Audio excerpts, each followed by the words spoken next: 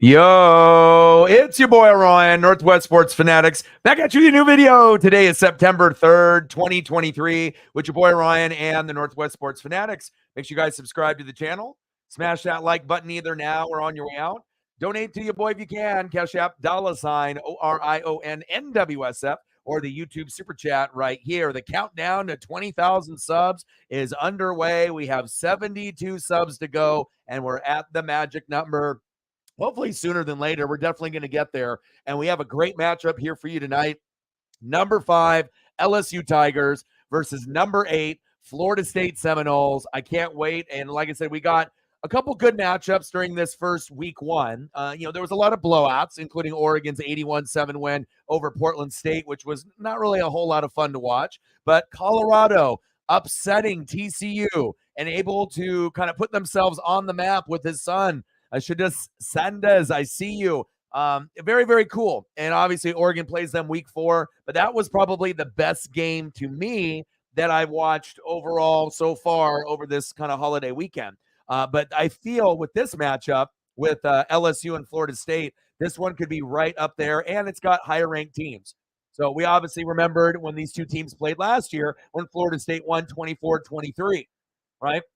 You're going to get that same kind of vibe and feel. And if you ended up watching that game, it was just wild. Anytime you end up like missing a kick to win or getting a kick blocked, either extra point or a field goal, it's so dramatic and crazy. So definitely excited to see where things go. But now, this year compared to last year, these two teams are highly ranked. LSU ranked 5th. They haven't been ranked this high since they had Joe Burrow, Justin Jefferson, Jamar Chase, and Clyde Edwards-Helaire make them stare Helaire. And Florida State ranked 8th. They haven't been ranked this high, it seems like, the Jameis Winston era when they ended up winning a natty and Jameis Winston was being Jameis Winston. So here we go, baby. I'm ready to go. Decided to do an experiment, go a little bit bigger with the images, and it turned out great. So obviously on the left, you can see Jaden Daniels, LSU stud, and then on the right, you got Jordan Travis, the FSU stud as well. Turned out good, and then obviously did one with rankings and without, and I feel that they turned out really, really well. And then we got a great game for you today, and baby, Jaden Daniels, see, I hit you here, right? And then we got boom, Camping World. Gotcha, right? And then, ooh, a little swag there. Okay, I got you. All right, so we got to hit you with that. And then also with Jordan Travis, we can't forget about Florida State, right? Then we go, boom, Camping World with the logo. Hey, I'll get finger. Hey, you don't want none of them. They might be the truth. They might be the truth. And also another player to keep an eye on is Jared Verse. He's an edge rusher for Florida State. So those are the 3 players to keep an eye on initially. Jaden Daniels, LSU, if you're unfamiliar, and then Jordan Travis, FSU's quarterback, and then on defense, the edge stud, Jared Verse. Let's go. Your boy.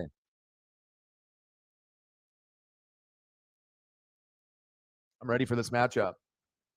Megan in the building with a fiver. Just realized the score in the USC Nevada game yesterday was exactly the same as the score in the US Rice game that I went to in Cali to see. $5 foot long. Thank you. Appreciate you. $5. Bang, bang, bang, and the boom, boom, boom. Bang, bang, $5 holla. What would you like to see for USC? Do you have a particular player? You want some Caleb Williams? I mean, we got to get the representation right if we're going to be doing college football and whatnot. Sarah in the building, how are you? I hope you're feeling well. Hope the car is starting to get resolved a little bit. A little $5 holla. We appreciate you very, very much. Hybrid in the building. He said, Harold Perkins, thinner, go crazy. Ooh, baby. I'll throw up a photo of Harold Perkins here in a moment. Let's go.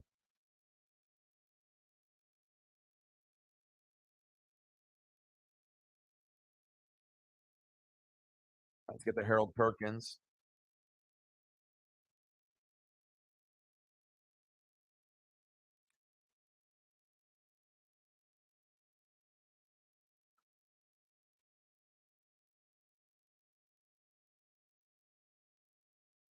See if this next one formats or not.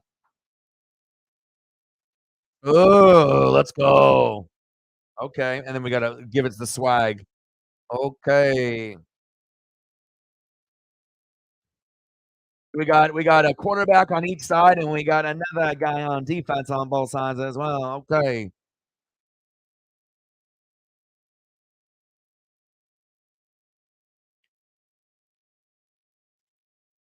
SEC Defensive Player of the Week. So he'll have moments from time to time. Okay, see if I can find. Ooh.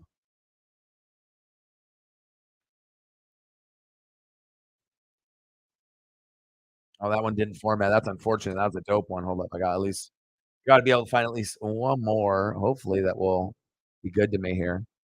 Oh no, that one was a no go too. Oh my goodness. All right, third time's a charm. There we go. A different one.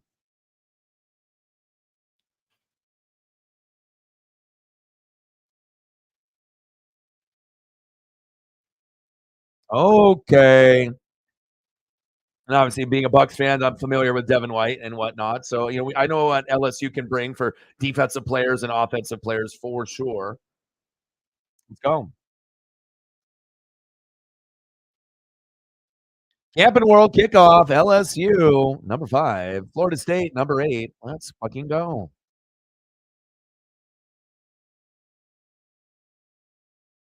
That in the building. What's good? Let's do some Caleb. Sure, let's do it.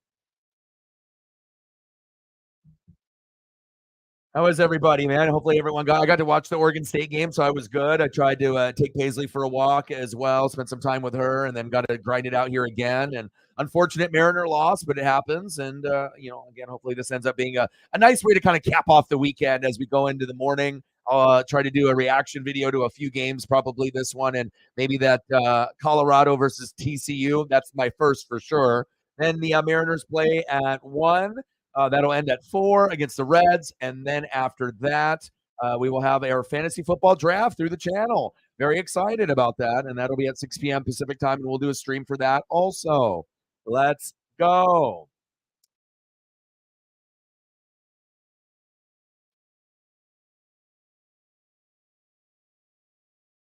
I'm going to just start you off with just a few. And then I'll try to see what else we got.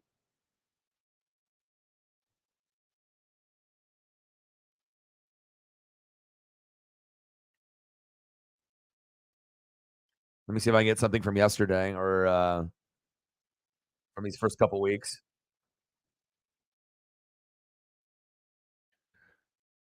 There is a lot of excitement with these quarterbacks, and I feel that not everyone's going to maybe pan out, but I do think that with this quarterback class, it's got a little bit more upside than last year's, or maybe even the year before that. I mean, like I said, there is a couple that like even if it's just Caleb Williams and Drake May, and they end up being starters, and they all both end up being top 10 quarterbacks in the NFL. I would say that's a fucking pretty good success.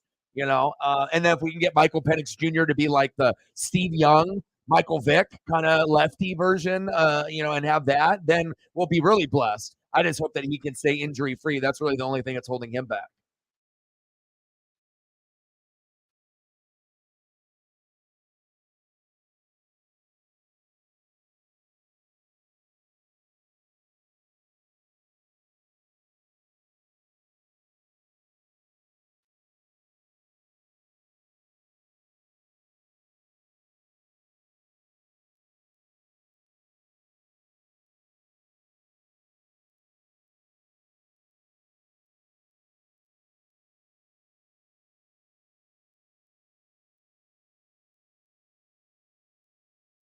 I gotta try to find you something from yesterday. Here we go.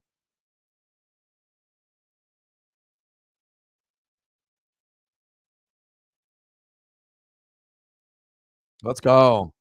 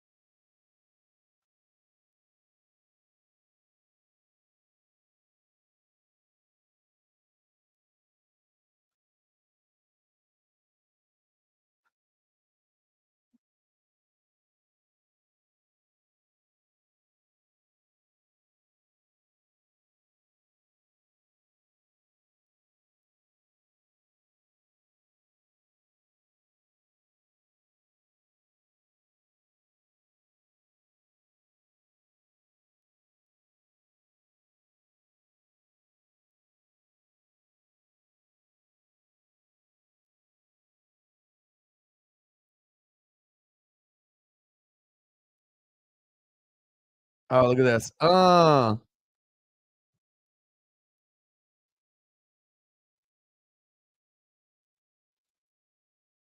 Oh, baby.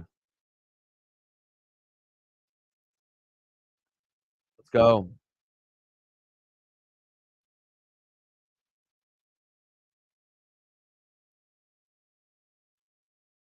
Megan in the building with a fiver. Appreciate you. Sarah in the building. What's good? Hybrid in the building. Harold Perkins. Oh, I can't wait. Should be fun. Matt in the building. What's good? Eddie in the building.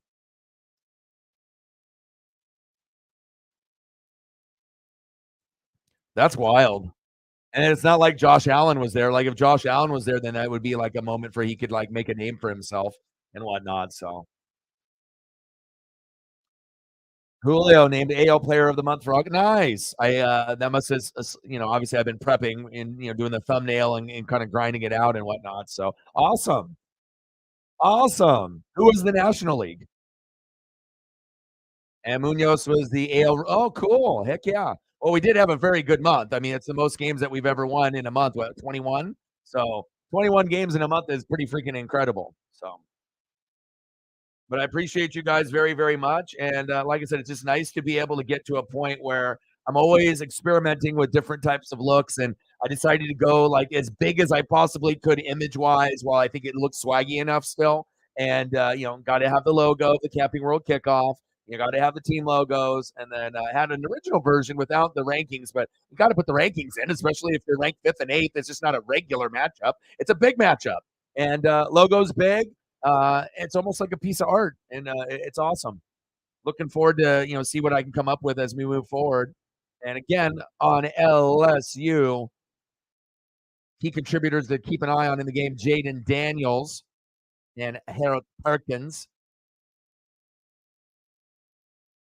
Okay, okay. And then on the flip side for Florida State, Jordan Travis. Okay, keep an eye on him. And I think it'll be easy to see Jared Verse. I'm a defensive guy, so obviously that's where I'll be looking first, and he'll be off the edge. Let's go. Let's go. Let's go.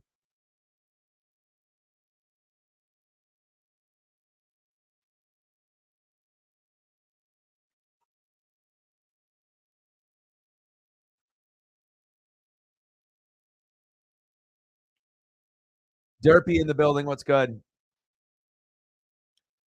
And I think with these teams, I guess it just depends on if you are a hardcore fan of LSU or a hardcore fan of Florida State. But if you're not a hardcore fan for either one, like since Joe Burrow and Jay Jetta and Jamar Chase and Clyde Edwards-Helaire are not there, like I feel like so there's people that will still like LSU unless you're like a Bama or Georgia fan. But I feel like a majority of the country is rooting for Florida State for whatever reason. And I would normally was a Florida Gator guy and I would be going against Florida State, but it's like not having that bias, but just like looking at these two teams and looking at where they're kind of at. And, LSU just came off, being one of the best teams of all time. Florida State, has had, some good teams. They had the Jameis Winston natty, right? But since then, they really haven't been that good. Same thing for LSU. It's been a few years since Joe Burrow was there, but longer for Florida State. So I feel like a majority of America is rooting for them to pull off the upset, even though they are considered the home team, even though we're at the Camping World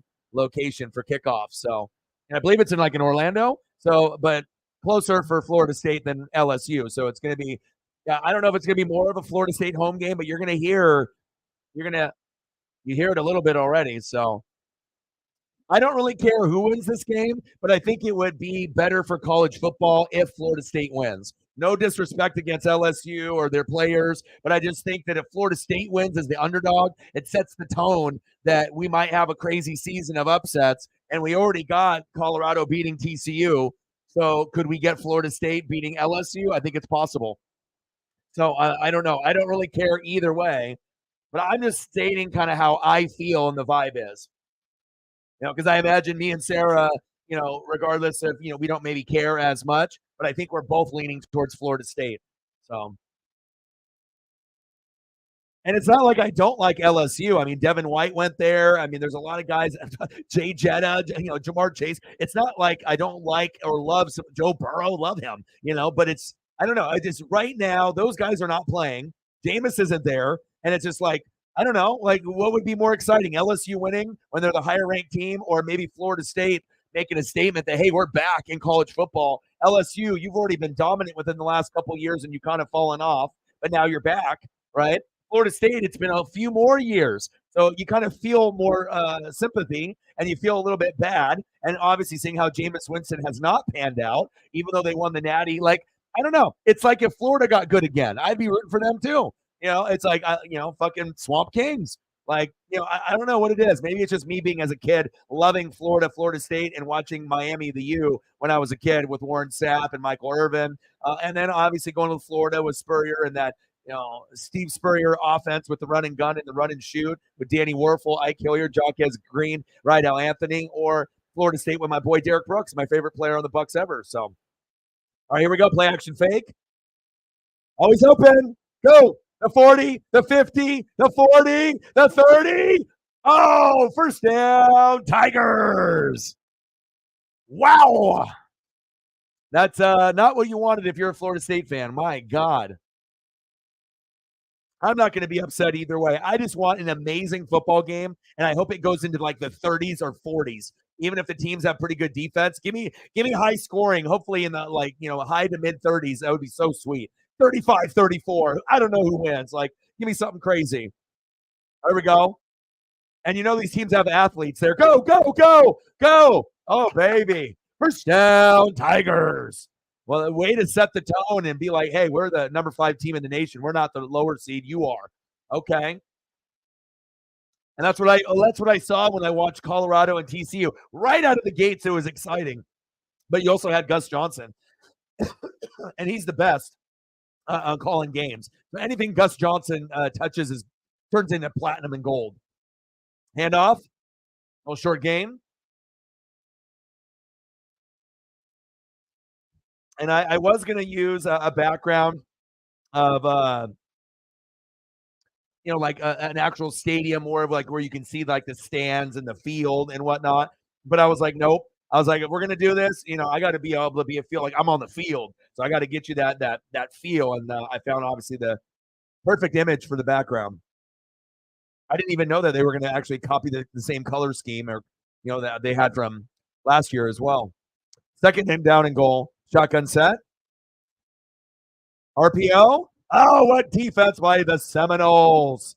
They said, sit down. Oh, now they got a flag there. That's a little suspect. Whistle blew, and then they kept going. Yeah, now you got to be able to fight the adversity. You got to fight the adversity. But, regardless on how the game has gone so far, LSU marching down the field, I'm still going for Florida State. So I think it just would be cool to see someone other than SEC teams win.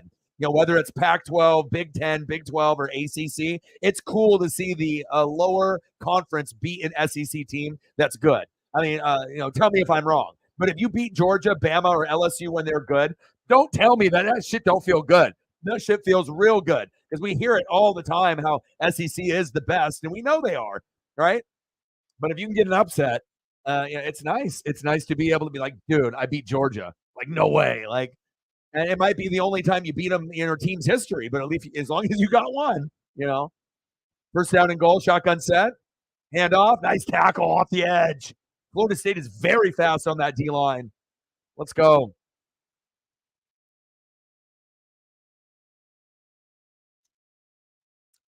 Yeah, well, you're a Big Ten fan, and I guess I'm in the Big Ten with you with the Pac-12. But the bottom line, it's the organizations and the university's fault. You got to recruit better, and you got to be able to build a winning culture, and that means you have to build something. If you're in the Big Ten or the ACC, you have to be better than Georgia or Bama to be able to get that recruiting to go your way for a year or two to change your franchise.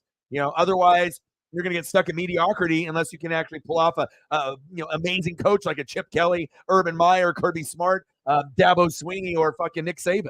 So, second down and goal, shotgun set,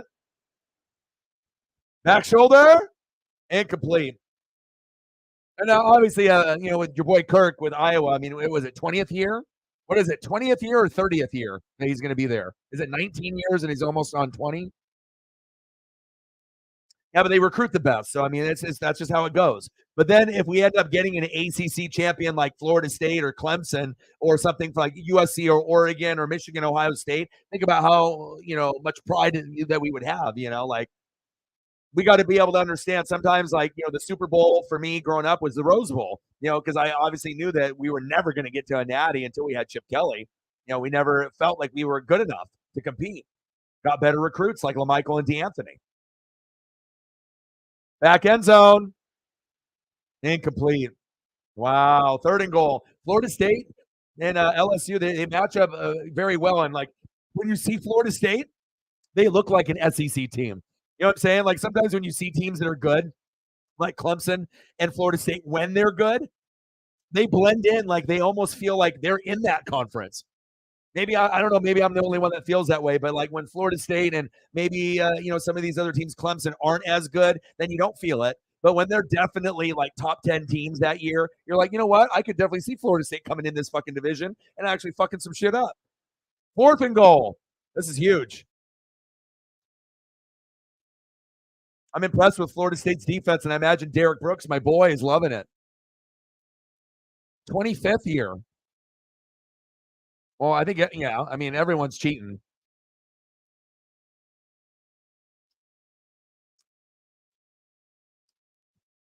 Let's go, baby.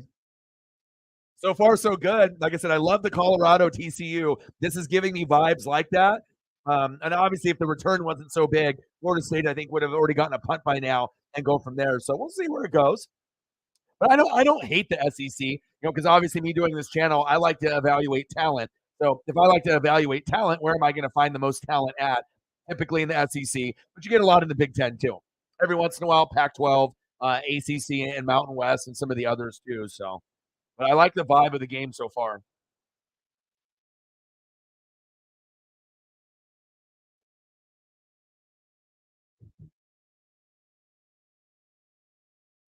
Yeah, but I mean, it's just a part of football. I mean, I imagine a lot of people in the Big Ten would say that they feel that Michigan and Ohio State cheat every year because they get the refs kind of, feeding them the Ohio State Michigan calls. If you're a Wisconsin or Iowa or Michigan State fan or, someone else in that division, you probably feel biased that, you're not getting treated fairly in that division. That's facts, right? Bama and Georgia get special treatment. It just depends, man. You got to fight the adversity. And then if you're able to, fight that off, then you might be able to, have something good happen. Okay, do the research. Good. That's a good thing for you to do. And like I said, the format's going to be different. So look at like how many players you go log in. It gives you all the rules, and the only rules that I changed are no trades whatsoever. So you got to do the draft again. There'll be plenty of guys to pick up throughout the year. So it's not like if you have a bad draft that you're not going to be able to recover. There's going to be great people that emerge on the wire, especially in a 10-man woman PPR league. Take care. Get some research in. I know I'll be looking at a little bit of stuff tonight and tomorrow as well. And then we'll do a couple reaction videos in the morning. I'll do the Mariners and the Reds at 1. It'll be over at 4. And then we'll actually do the fantasy football draft through the channel on live stream. We'll do that at 6. And I imagine that'll be about an hour and a half. I think that's about as long as they normally run. Hour and a half, 2 hours, something like that. I think about an hour and a half. It goes by pretty quick. So unless we like talk afterwards or whatnot. And we got Brian Wu pitching tomorrow against Undecided. And the Cruz, I'm kind of excited to see a couple of the Reds players and whatnot. So, were you? Yeah, like I said, I mean, the winner of the league. I mean, I might end up doing prizes for, maybe first and second or whatnot. I mean, depending on what we end up doing. So we'll see. We'll see what happens. I mean, there'll be either a jersey or maybe a set of like shirt, shorts, and some slides. Like, I want to make sure it's like something that could be useful. That someone could appreciate. So I did not do any reaction videos yet. I have been so busy. Yesterday, I did 2 streams. I did the fucking Ducks and then the Mariners 8 hours straight, pretty much. Daniels, pressure. Yes. Florida State's defense stays true. Derek Brooks, reincarnated. Deion Sanders, prime time. Derek Brooks. Let's go. Well, think about how emotional that is right there. They go all the way down. the field, right? All the way down. Florida State says, hey, we're going to get in our inner Derek Brooks. And what happens? You're on the 1 yard line and you don't even score? That's big. Big, big, big, big, big, big, big.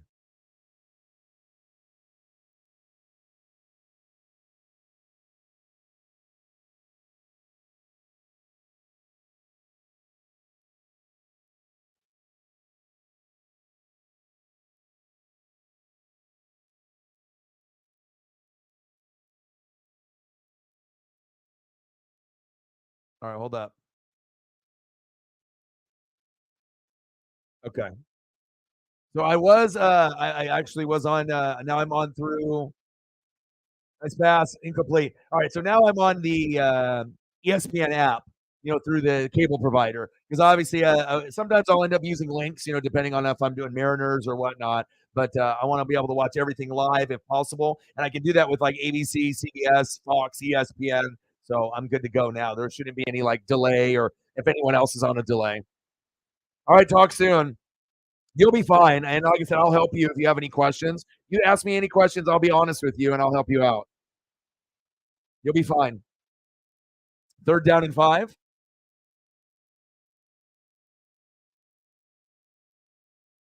Man in motion, shotgun set. Oh, wow. Wow. First down, Seminoles. Are you kidding me? Woo, baby. What you think, Eddie? What year is Harold Perkins? Is he a junior? How old is Harold? Freshman, sophomore, junior? And he's not. I know he's not a senior.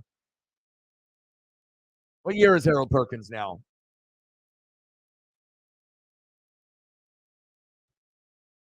No, but I haven't done any USC reaction videos, but I'll try to do a USC one. I want to do that Colorado matchup. There'll be a few. I'll probably do like 4 or 5, maybe more. I mean, I'll have to go through the games and see which ones would be worthwhile doing. Obviously, if I was going to do them, I would have done them yesterday or this morning. But I mean, I've been doing a shitload of live streams and Ducks, and then Mariners. Then I did Mariners this morning, so I've done literally 4 streams in 2 days. So I haven't even got a chance to watch Payback for WWE's pay per view yet. So that shows you how busy I've been, because that would normally be on the priority list, even if it ended up being kind of a shitty pay per view or so. 2nd down and 8. See what Travis can do.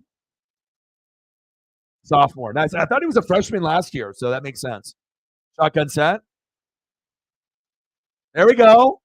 First down, Seminoles. And if you look at the delivery of each quarterback, it's a little different. You get one quarterback that has a little bit more touch with his throws when you end up seeing, Jaden Daniels. It's kind of floaters and right, a little bit more touch. But then when you see Jordan Travis, he almost looks like he's shot putting. Like he's like really throwing it hard at the receivers, but it's working. He's got kind of a harder, stiffer delivery, but it's getting to the receivers and the tight ends, and I've been impressed. I mean, he's been putting it on the button, on right on the money in the breadbasket, and they've been moving the football. 1st and 10. There we go. Oh, should have been caught. There's a PI.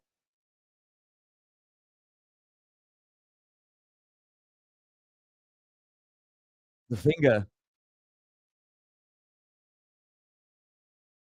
LSU with the hold.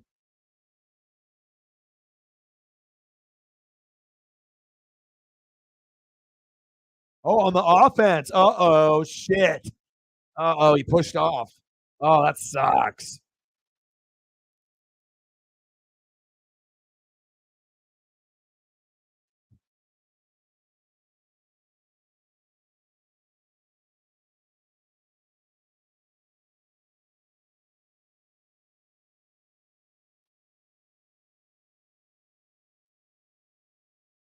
All right, cool.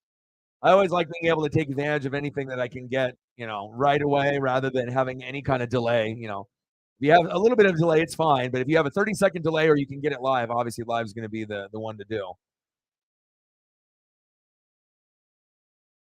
Polish in the building. What's good? No, nice run. Go.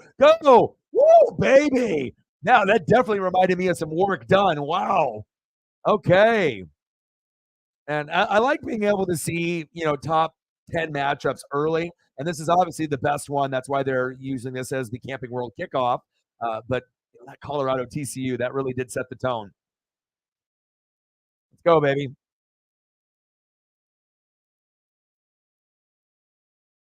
I like Florida State's chances to hang with this LSU team, even though they're ranked 3 spots higher. Go, baby, go. Here we go. Oh, incomplete. LSU's offense might be better than Florida State's, but Florida State's defense is better than LSU's. I think if you're going to go do it by a gauge, both are good, but if there's a unit that might be a little bit better, maybe Florida State's defense a little bit better, even though LSU's is no slouch. And then offenses are close, but seems like LSU's having a little bit more success, at least early on. Good defense there.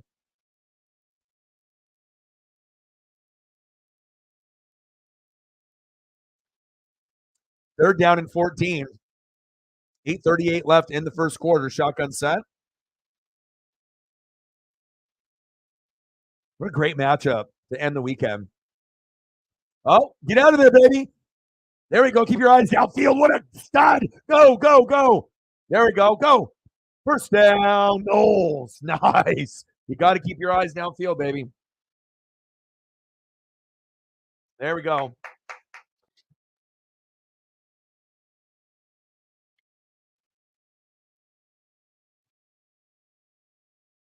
Nice job by Jordan Travis. Move the chains. 8 minutes and counting. Who's going to be the first one to score a touchdown in this matchup? Nice. Nice. Go, go, go. There it is. The 5 touchdown. No. Oh, baby. They like the sports gods are like Sarah and Orion are going for the Knowles, and we'll take care of that. We'll take care of the rest. To the house. I mean, normally Florida State, they're going to have receivers or tight ends that can do something like this every couple years. But all it takes is 1 or 2 good recruiting classes, and you can go from top 25 to top 8 sometimes. Keon Coleman, 40-yard receiving touchdown. I see you.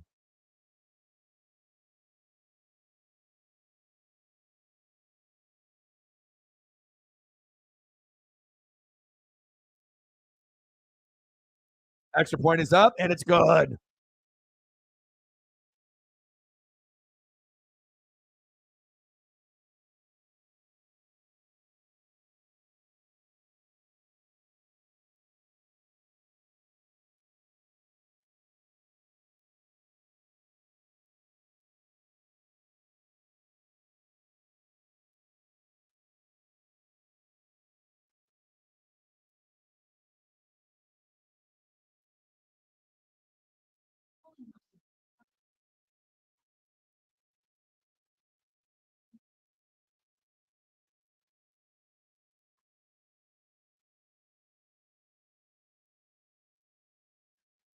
Okay.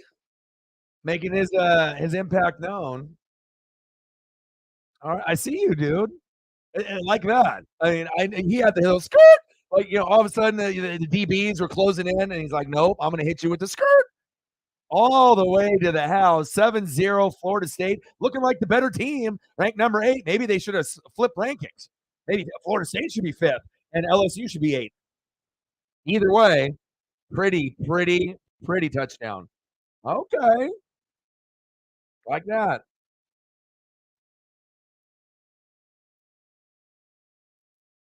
I mean, obviously LSU should have probably scored when they had the ball, but coulda, woulda, shoulda. 7-0 Seminoles.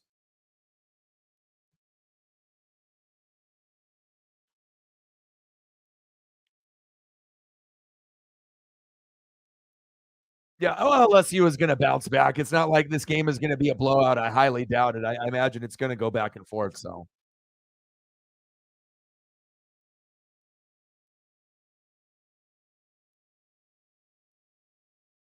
yeah, well, we ended up losing 2 out of 3 to the Mets as a Mariner fan. So, I mean, everything is. I mean, who knows? I mean, there's so many games left.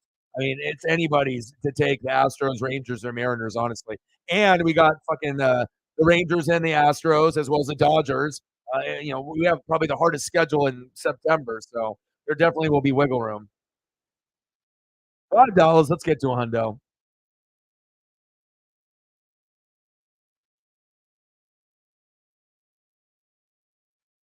It was amazing. The drag route. You know it. was impressive.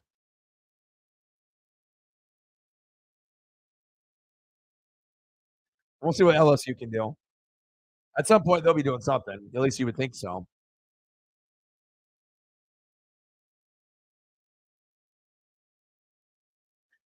What a start.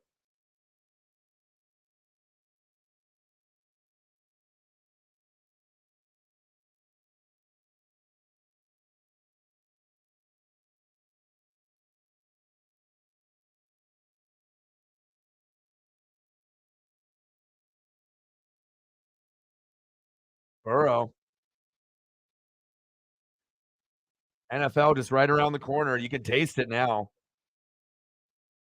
I see the player of the month with the Julio. Nice. I had to like that. Detroit Lions and the Chiefs too. What a good matchup to start off. Two teams I like watching.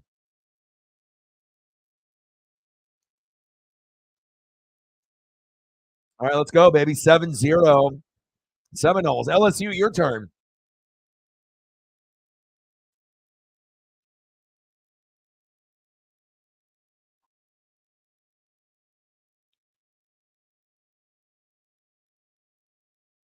The reaction to the Angels fire sale. I mean, if you want to call it that, I mean, they pretty much imploded their whole team. They tried to get like a bunch of people to come to the team, to make that run, to be able to make the playoffs, and then just fucking dumped everybody. Like, yeah, exactly. Um, you would because I think that they want to make sure they get the most out of him because if he's going to leave, they want to not leave any stone unturned. They want to make sure that if they can get a couple, extra prospects, whatever they can get more of, they want to be able to evaluate with their lawyers probably to be able to figure out the terminology, to be able to get the most.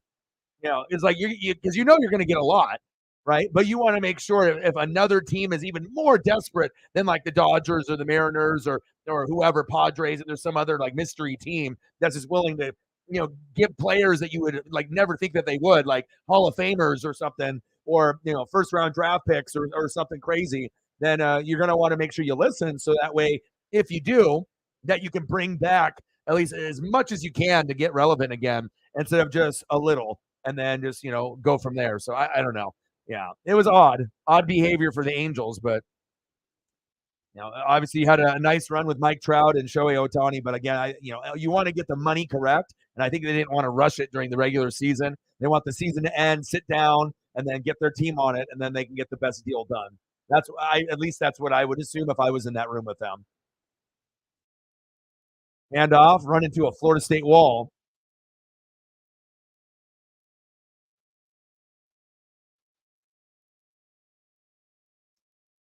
Yeah, and plus Shohei has got the most value, out of any player on the planet. As long as that arm heals up, from the UCL, throwing and hitting. We know about Aaron Judge and how awesome he is, and there's a few others that are on that level. Jordan Alvarez is nice, but you got to think Judge and Ohtani are kind of the cream of the crop, and hopefully Julio can join that conversation, and he'll be up there as the top three with Ohtani and Judge, which I think is definitely possible, but he's not there yet, but he's on his way.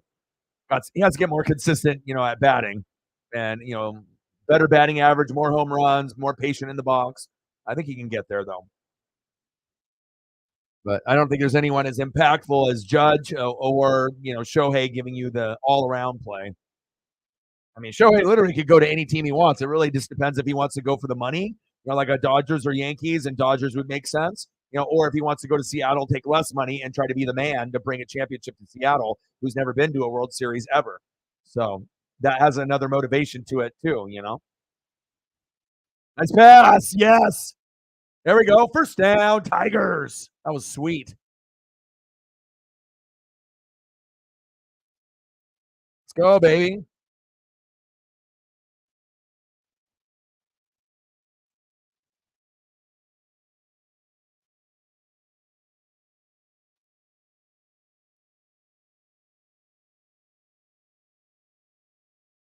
Oh, Shohei is absolutely leaving. There's no doubt. I mean, the contract and everything, it's all on all the writings on the wall. Go, go, go, go. Nice speed. First down, Tigers. Move the chains. Great run. I like that by Daniels. There you go, baby. Nice job.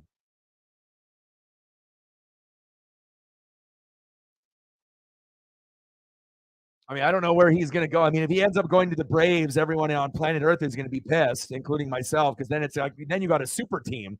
You know, like the Braves wouldn't even be able to offer, a money wise and whatnot. But I guess if it's like KD joining the Warriors, it's just unfair. No check down, overthrown. But if he goes to the Dodgers, there's no guarantee that that puts them over the top. You would think so, that they would at least be able to get to a couple more World Series with him. But can you win it though? I think just putting him on the Dodgers doesn't make them better than the Braves. I still think the Braves probably would be better, based on who they have all around. I mean, it definitely helps the Dodgers case, and they would be able to get past Atlanta every other year. But I still think Atlanta is built for that long term, and hopefully the Mariners could be the American League version of the Braves one day, with or without Shohei. Second down and 10. Daniels. There we go. There we go. Go, go, go. There we go. There we go. Yes. Oh, almost a touchdown. First down.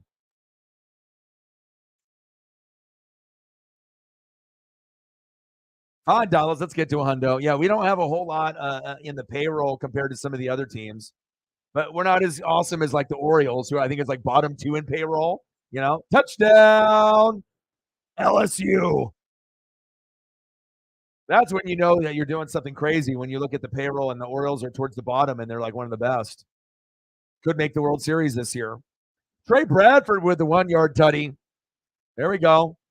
You already knew LSU. I mean, LSU should have already be up right now, 14-7. Let's be honest. It was amazing to see Florida State, hold them at the goal line. And you got to understand, if you don't have a good defense, there's no way in hell you're going to be able to stop a super team with so many options at quarterback, running back, wide receiver, tight end.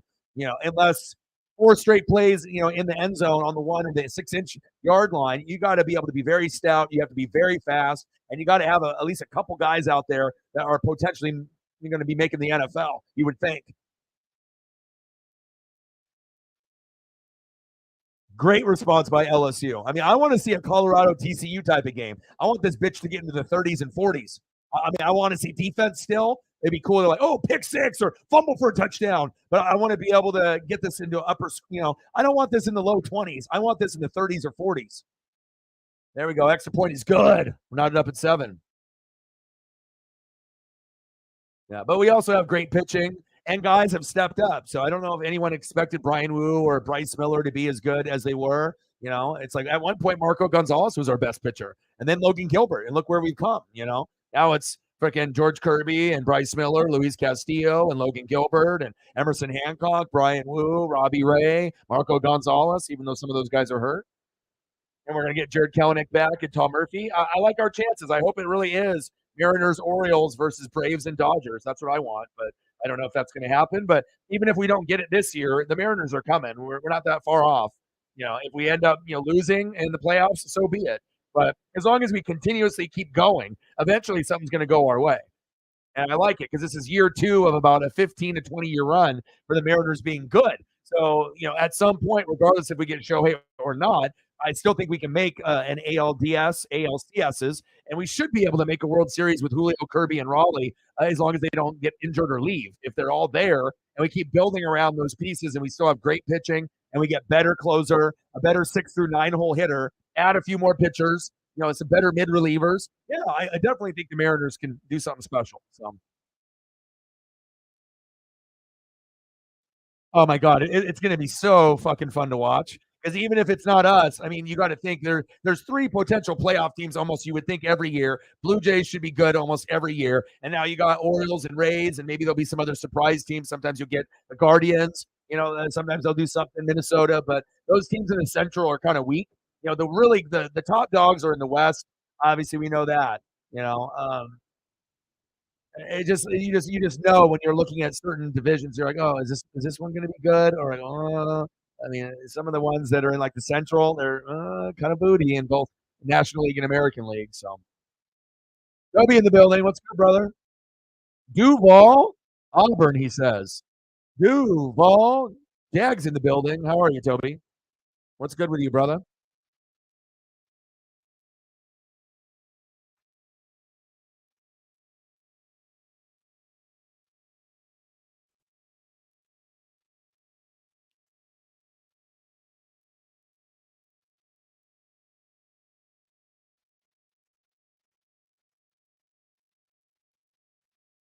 How you feeling about the Jags? What's the win prediction this year? Kind of crazy how you went from worst team in the NFL for 2 years, right? Got the wrong coach, then got the right coach, and then now it looks like you guys are going to win the division for the next few years. Or if you don't win the division, you're going to get second place and make the playoffs almost every year, or unless you have a major injury to look. So that's exciting. That you should be a 10-win team moving forward as long as Trevor Lawrence is your quarterback and you keep developing, and as long as you have good coaching and they're like, Coach Peterson instead of Urban Meyer, it's a night and day difference. Very exciting, I imagine, for you. Oh, Saints are going to kill it. You already know that. I mean, I'm a Buck fan, but I'm not stupid. They're going to kick everybody's ass in the division. They should go 6-0 for the next 2 or 3 years. Rivalry games are rivalry games, and the Falcons and the Panthers will fight with the Bucks.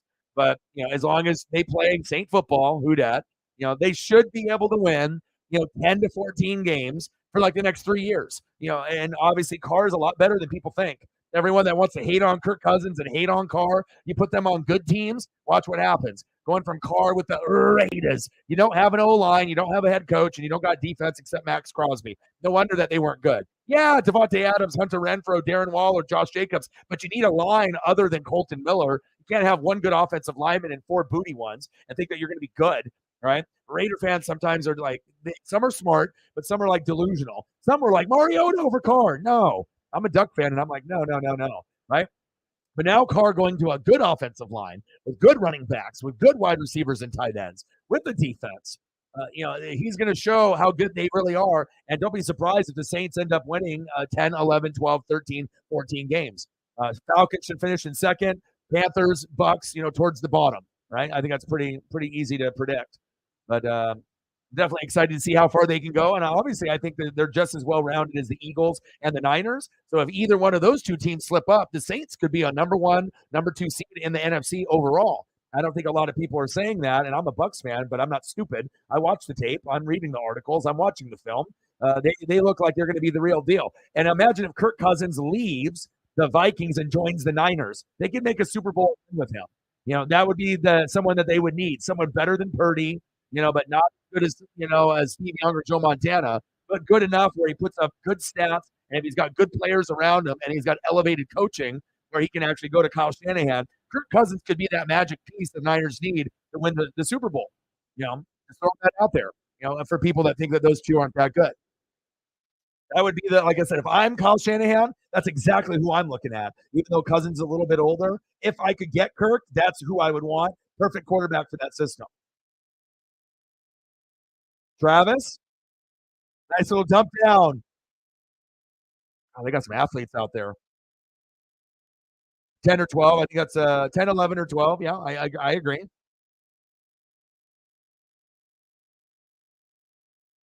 Absolutely, I think they could be the 1 seed. And obviously, I looked at the schedule, and but if you look at the roster, I mean, obviously Dennis Allen is more of a coordinator rather than Sean Payton. You definitely have a weakness there. But other than that, offensive line, running backs, wide receivers, even if can't guard Mike, can't even play anymore. Let's say he just gets injured again. It's okay. You got Chris Olave, Juwan Johnson. Hell, Jeremy Shockey came out of fucking nowhere and is posting up guys for touchdowns in preseason.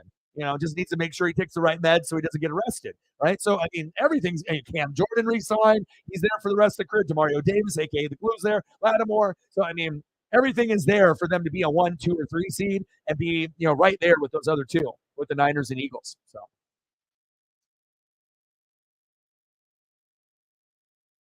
Mookie Betts got Player of the Month in the National League, and there was another thing that just came out. What did the other thing come out? I gotta charge my keyboard here. It says it's like your shit is dying. 4th and 1. Knowles with the punt. Great game so far. 7-7. A lot of action. Wow.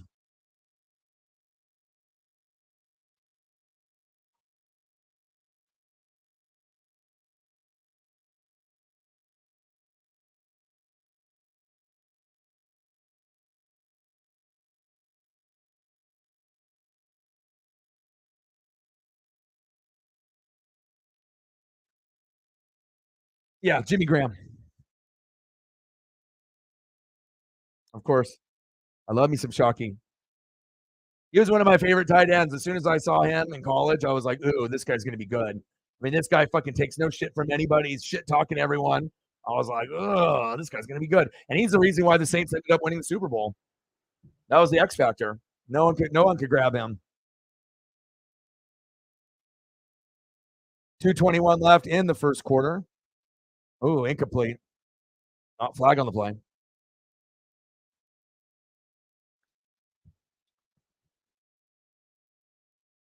That was a tough one. That's that Colt Saints one.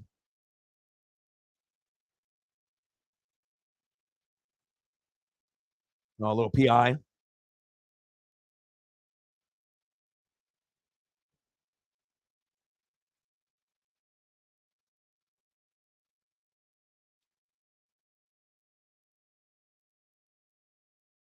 Great game. Camping World kickoff. Number 5 LSU Tigers versus number 8 Florida State Seminoles. LSU had a great return, went all the way down to the goal line, got stuffed. Florida State went all the way down, scored a touchdown. LSU went all the way back and got theirs. Should be 14-7 LSU, but I think they'll take it. Just getting settled in. And I think realized, oh, shit, what a big hit going on to the bench. But there's a flag on the play, late hit. But there's athletes on both of these teams, lots of physicality. And Florida State as an 8 seed looks like an SEC team, even though it's ACC, with obviously teams like Clemson. But when Clemson and Florida State are good, they feel like an SEC team. That's facts. It's a good game.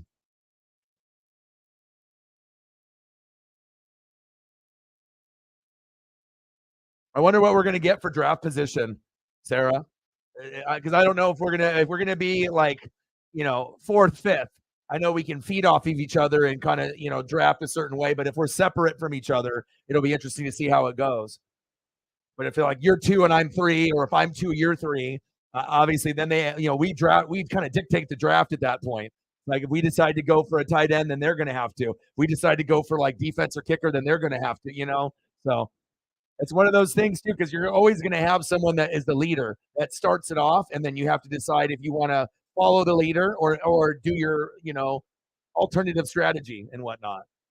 So I am too. I don't even care what I am, because I feel confident that even if I pick 10th, I'll be at a disadvantage. But I'm so good with research, I could probably, even if I pick 10th, I feel like I could still construct a pretty fucking good team, especially if I can go back to back.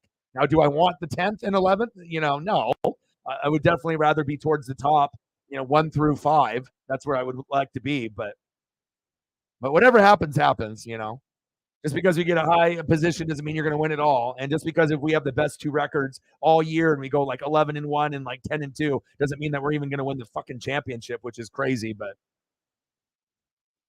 1st and 10, we'll check down. Ooh, nice hit. Nice. I was going to wear like all 8 chains today, but I'll wait for a big game like Oregon at Colorado, and then I'll bust out every chain I have.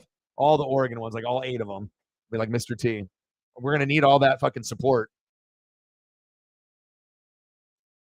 It's going to be a fucking expensive ticket. I can already see the prices just going through the roof. Dion coming to town, Colorado. They might be still undefeated at that point. And even if they're 2-1, it's going to be a high-profile matchup. And definitely a game Oregon can lose. So we're going to be very antsy and anxious.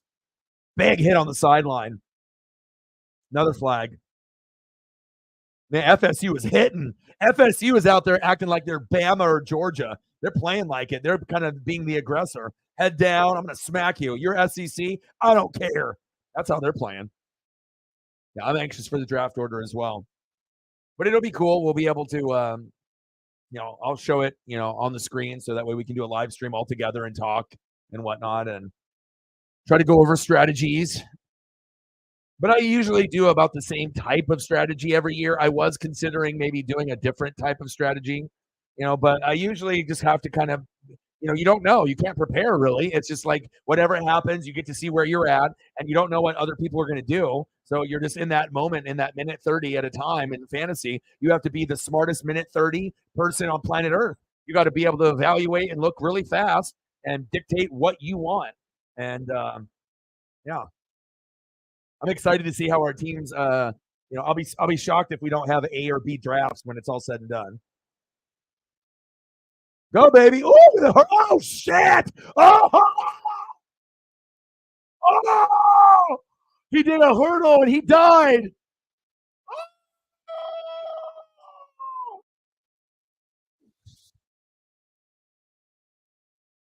Oh my, that will be one of the hits of the century.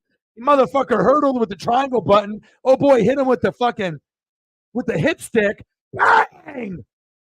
My God, that besides that hit, the one that I sent you, that one was in like Division 2 or Division 3. That guy looked like he freaking died too. I mean, oh my God, that was a hit.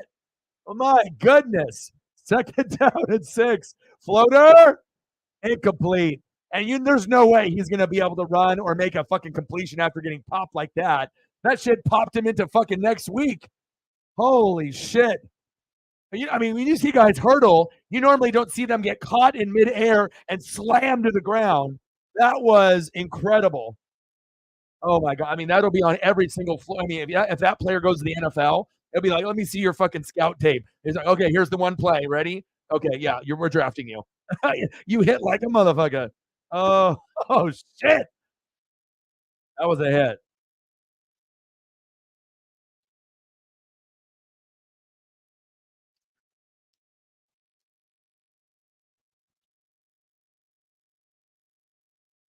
Yeah, but you got to understand too the media. The media was already against them, thinking that okay, he's talking the talk, he's prime time. But when he talks, though, he's genuine. Some guys, when they talk, it's just all talk and it's fake. And obviously, if you have the secrets, on how to work out, how to eat right, and obviously you have a good recruiting class, and you all buy in and you believe, but you have to have athletes as well. He's just letting people know he's proven the doubters wrong. They thought that they would be ninth out of 12 teams in the Pac-12, and maybe they'll be a little bit better. Maybe not good enough to win it all, with like USC and Utah and Oregon and Washington and Oregon State there, but maybe being top 5, top 6 instead of being in the bottom 6. So, it's all about perception. You may not like Dion and you may not like Colorado or you think he talks too much, but it's a part of who he is. But I feel like certain guys, when they talk shit, there's more genuine kind of, you feel a little bit different vibe between certain people and whatnot. But I feel with Dion, it doesn't bother me one bit. I actually like it. I like that Colorado is relevant. Fuck, they haven't been relevant since they played Oregon early, with Joey Harrington, quite a while back, 20 plus years. So about time Colorado ends up being somewhat, you know, I don't know, reasonable, average, above average, like fun to watch. Like no one gave a shit about Colorado football. Now people are going to watch, and his son is pretty badass. So, and I got another player, that plays wide receiver and corner. So,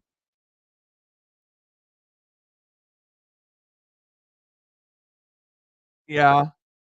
Well, that's stuff that they don't, that's not going to be, those are like the other side interviews that are going on.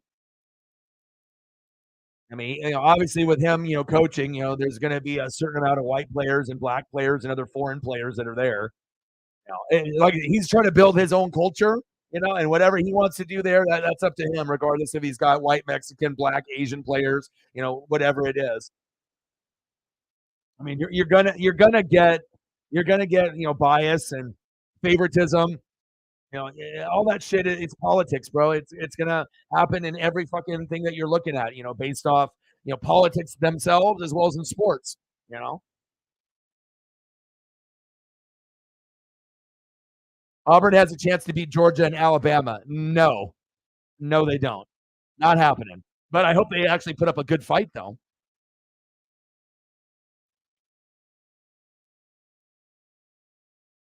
Oh, I totally forgot that was on. So what's going on? So are they? They're not doing the race until tomorrow. Like I said, there's been so many things with baseball and college football, wrestling. Um,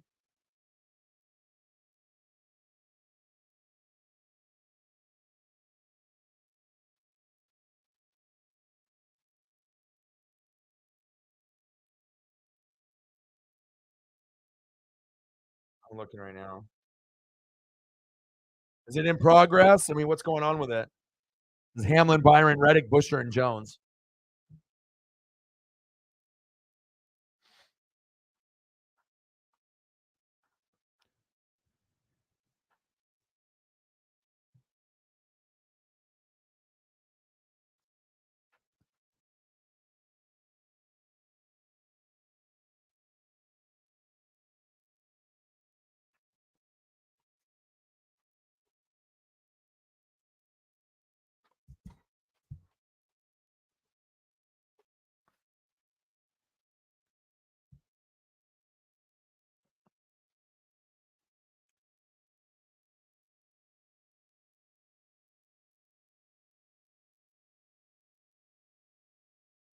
$5. Let's get to a hundo. Let's do it.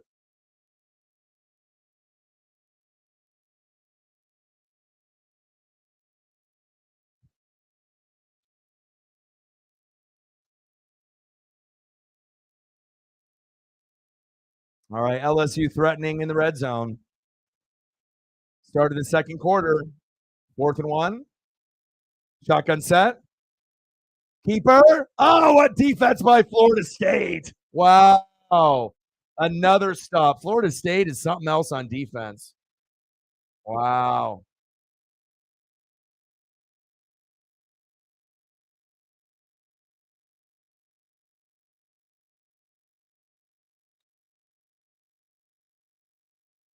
Big stop. Shep in the building. What's good? How are you?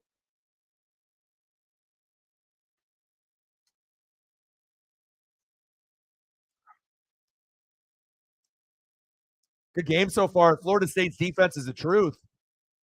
2 fourth down stops deep. Or this game easily could be 21-7 LSU, but Florida State, their defense looks like Derek Brooks out there.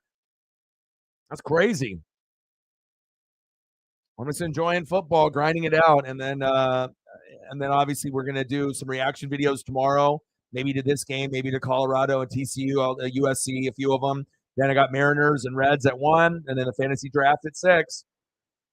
Wow, Florida State is tough. They got a lot of tough players that bounce off guys. I mean, SEC players are huge, but Florida State, like I said, they feel like they are an SEC team. Wow, big hit, crushed him.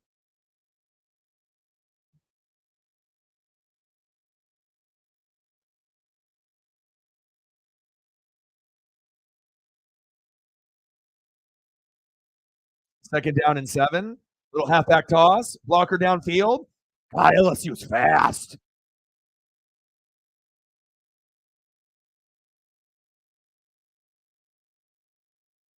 Yeah, I was kind of contemplating on what duck jersey I wanted to wear, but a lot of the white ones I have, I can't wear my green apple Justin Herbert. Otherwise, you just see my head and that's it. You don't even see like anything else, like my shoulders. Everything's like transparent with the screen. Then I got a white Joey Harrington sewn. I got a LaMichael White one from the Natty sewn.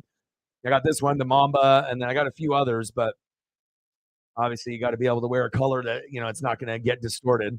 Oh, and I got a Marcus Mariota white sewn as well. So I got 3 white sewn jerseys, and then I got a black one and then the green apple. No yellow. Oh, nice. First down. Seminoles. Yeah, it's definitely a good game. I mean, shit, if I didn't think it was going to be a good game, I wouldn't have done the stream. I just would have spent time with Paisley or started doing reaction videos for college football already. So number 5 versus number 8. Plus, it gives you an idea of like, okay, who are the maybe potential NFL targets? And then, are either of these teams good enough to make the playoff? Even though it's really early, first game of the season, but you just want to be able to evaluate the talent. So see how they stack up. Does this ACC team and Florida State stack up to the SEC teams like LSU, Georgia, Bama? Are they pretenders? And so far from what I've seen, they're definitely contenders. They look like they can hang. Did you see that huge hit from the quarterback when he jumped and he got fucking caught in midair and slammed to the ground? I can't believe he got up. Some guys would have been laying there fucking rolling around and crying and shit. That was fucking crazy. Second down and 6. Did I send you that highlight of the huge hit that was in like Division 1, Division 2? I don't know if I sent it to you. I should send it to you.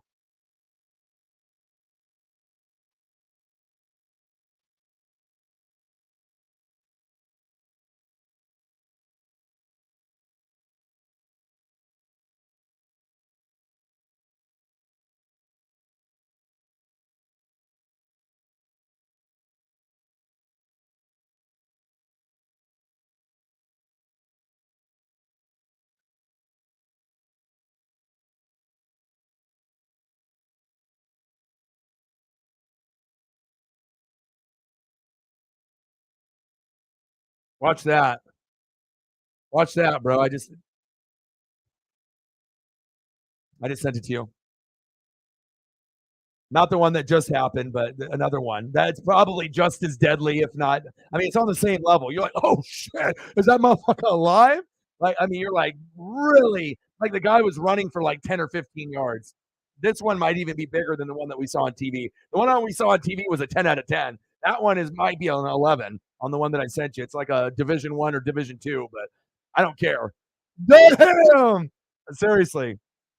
I had to watch it like 10 times, and I like sent it to you and Sarah, Marcos, and a few people. I was like, oh, I normally don't send people like football highlights unless it's like, oh shit, like, and that was definitely no shit one. All right, 4th down and 6. FSU with a punt. Catch. Oh, he dropped it. Oh, he dropped it. He muffed it. Oh, Florida State picks it up. No way. Oh my.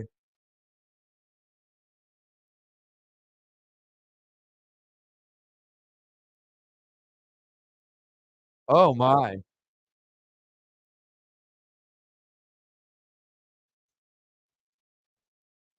And that's how you win the game.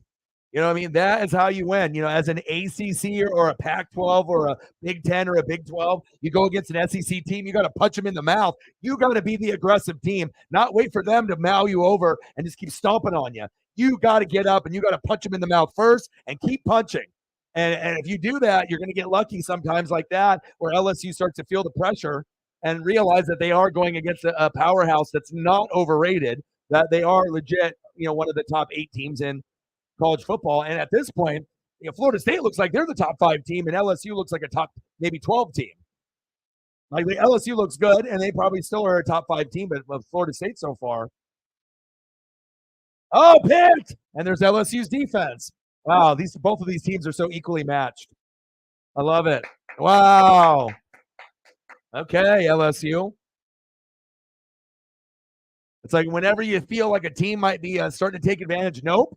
You know, he should have been smart enough to throw this screen right here. He's staring him down. You know, just take the sack lunch right there.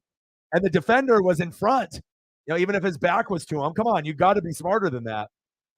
2 guys for LSU sitting over there, a corner and a safety. Come on, take the sack lunch. Yum yum yum yum yum yum.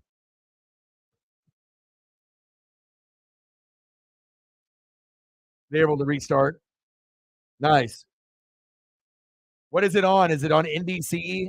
Maybe I'll turn it on if I can, depending on if I can stream the game, and NASCAR. I'll watch it for sure. Is it NBC or USA? What channel is it on? And then I might be able to go to the website and just do it through my cable provider. Nice pass. Oh, incomplete. NBC. All right, let's try.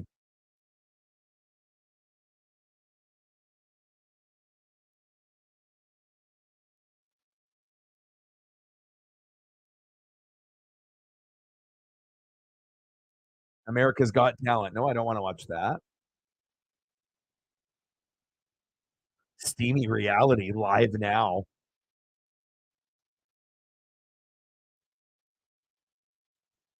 NASCAR. There it is. Nice. All right, let's see if I can do this. Come on, baby.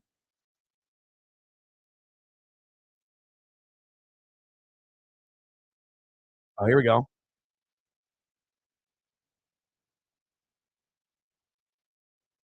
All right, I got it. Now they're showing Harvick and Busher, Hamlin, and Reddick all with their cameras. 209 of 367, 22 of stage 2 to go. Awesome. Thanks, bro. Hit up in the air, batted down.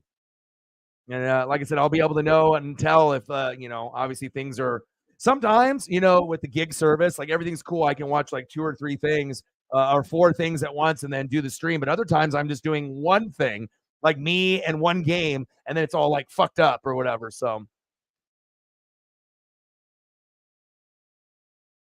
I just been exercising pretty much all day, dude. Like I said, you know, just some, you know, fruit, and when I had a blueberry muffin earlier, and I try to walk a lot, you know, have little Snapples and energy drink here and there and whatnot, and then usually, you know, maybe like a sandwich at some point, and then you know, usually dinner will be like, you know, steamed vegetables or rice or noodles, and sometimes sushi, just depending on, you know, what I'm eating. Sometimes salad. I mean, it kind of just depends on the vibe. I'm really trying to not eat like unhealthy, every day because that's what I used to do, and I like ballooned, because I love going to Flavor Town. Once I eat one thing, then I'm gonna eat another. And like during COVID, shit, I was getting food ordered like 2 or 3 times a day, which was just like ridiculous. So yeah, so I'm just trying to be a little bit better, with that. Let's go to NASCAR. See if I can turn this on.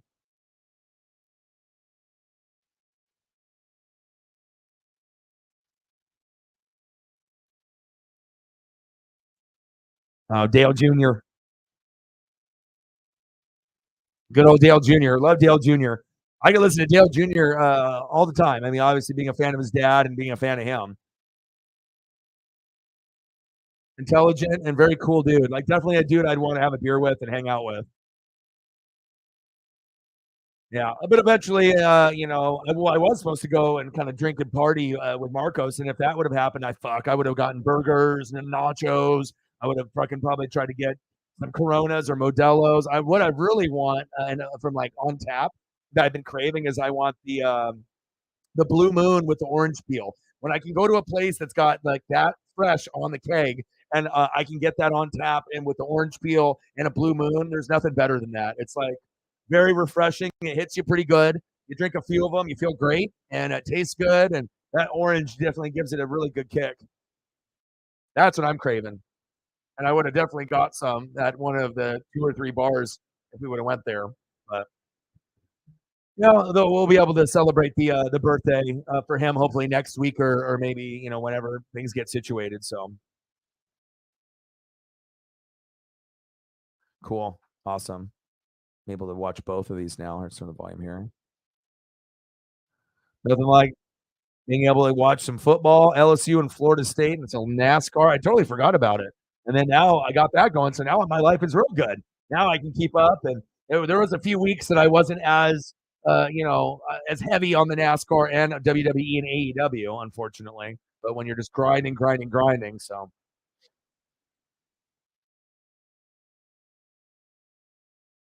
first 4 are USA, the last 6 are NBC. Okay, nice.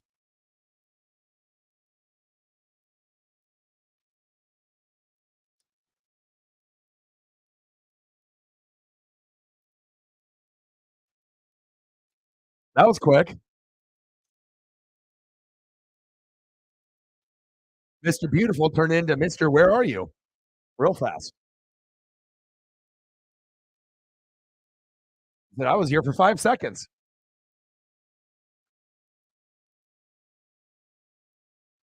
Is that what happened? Before, after.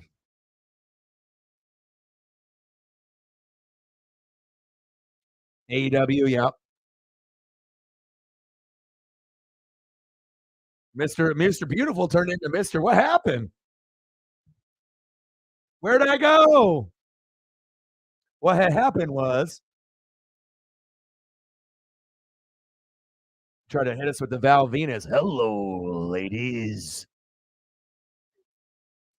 9:35 left in the second quarter. We're knotted up at 7. NASCAR. We got a driver. Driver Don.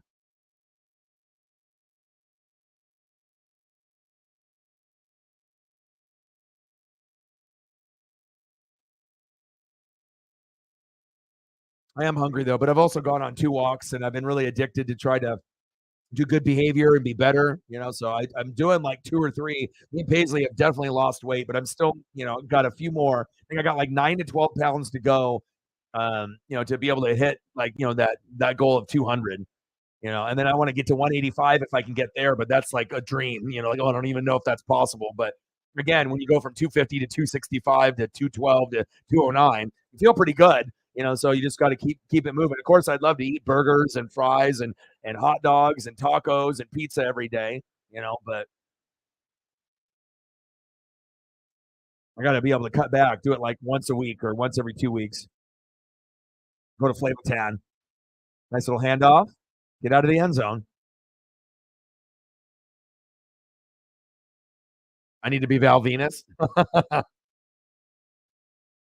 Hello, ladies. Your boy's good. Now you got that Val Venus on lock. Wingo. Second down and 8. We're knotted up at 7. Looks like a lot of drivers are going into the pits. Second down and 8. And yeah, and like I said, I'll probably try to go for another walk with her. I mean, like I said, she needs to lose weight. Plus, like you're only supposed to give that dog like 2 cups, of this food that we have. But then I always end up giving her like veggies or like fruit.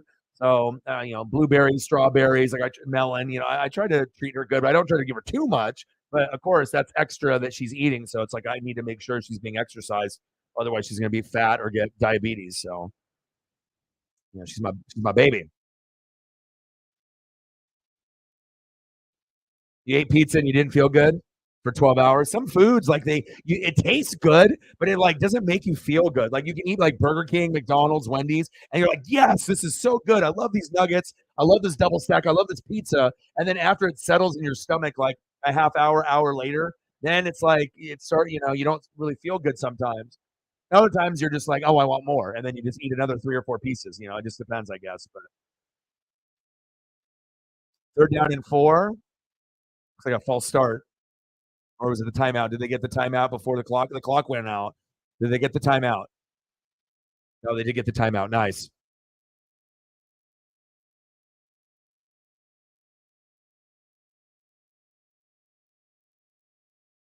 Yankees beating the Stros in the top of the 6th. Go Yankees.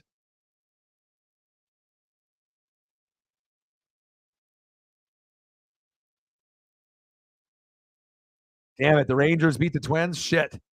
Blue Jays won. Shit. Orioles won. Shit. Rays won. Shit. Everybody fucking won. Well, hopefully the Astros lose then at least. That way we're not the only team that lost today. Astros Rangers starting tomorrow. Woo-hoo-hoo-hoo! Shit. That's going to be something.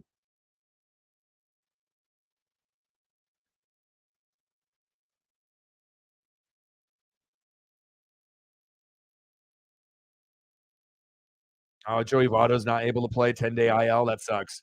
I know he was injured, then he came back. Looks like he got injured again. Even Uber is listening to my phone. He's like, we miss you. You haven't ordered food from us in a long time.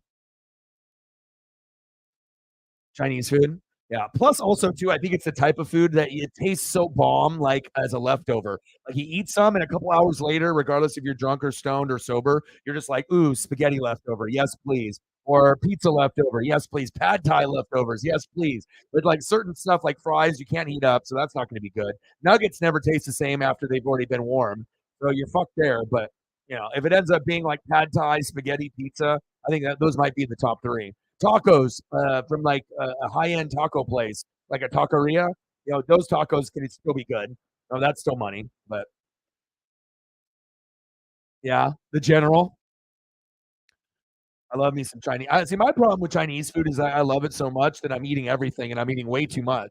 So it's like, egg roll, orange chicken, lemon chicken, anything with a flavor with chicken that has chicken at the end of it. Yeah, I'm probably ordering that. Then I like Mongolian beef or like something different than the chicken, a different flavor, different sauce. Give me something there. And egg rolls and other side pieces and whatnot. And then I got to have the steamed rice, with like pork fried rice, and then I got to have the white rice. I need to split it up so that way I'm eating a little bit of both. You know, sweet and sour chicken and a little dipping into the sauce. All about flavors. Flavor Town. And crazy enough, I haven't ordered anything like delivered since I've lived here. So it's obviously been over a month and a month and a couple weeks. So I'm pretty proud of myself. Because normally, hell, I probably would have ordered something already by now. You know, but I do feel a hell of a lot better. Than when I used to. Sometimes it's just got to have that discipline, and you got to figure out what's important for you.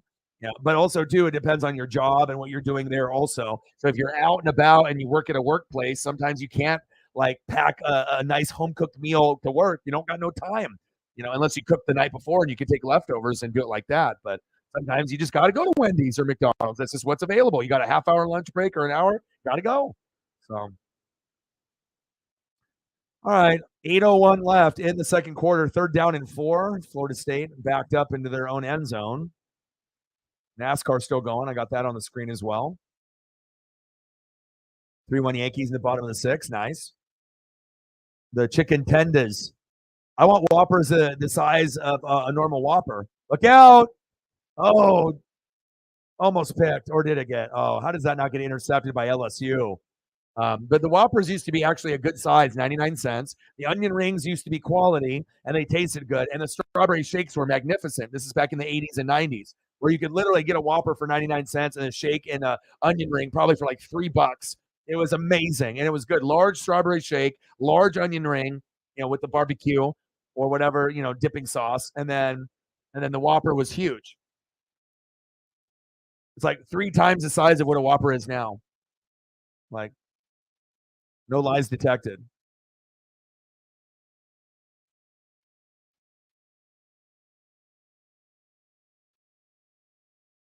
Yeah.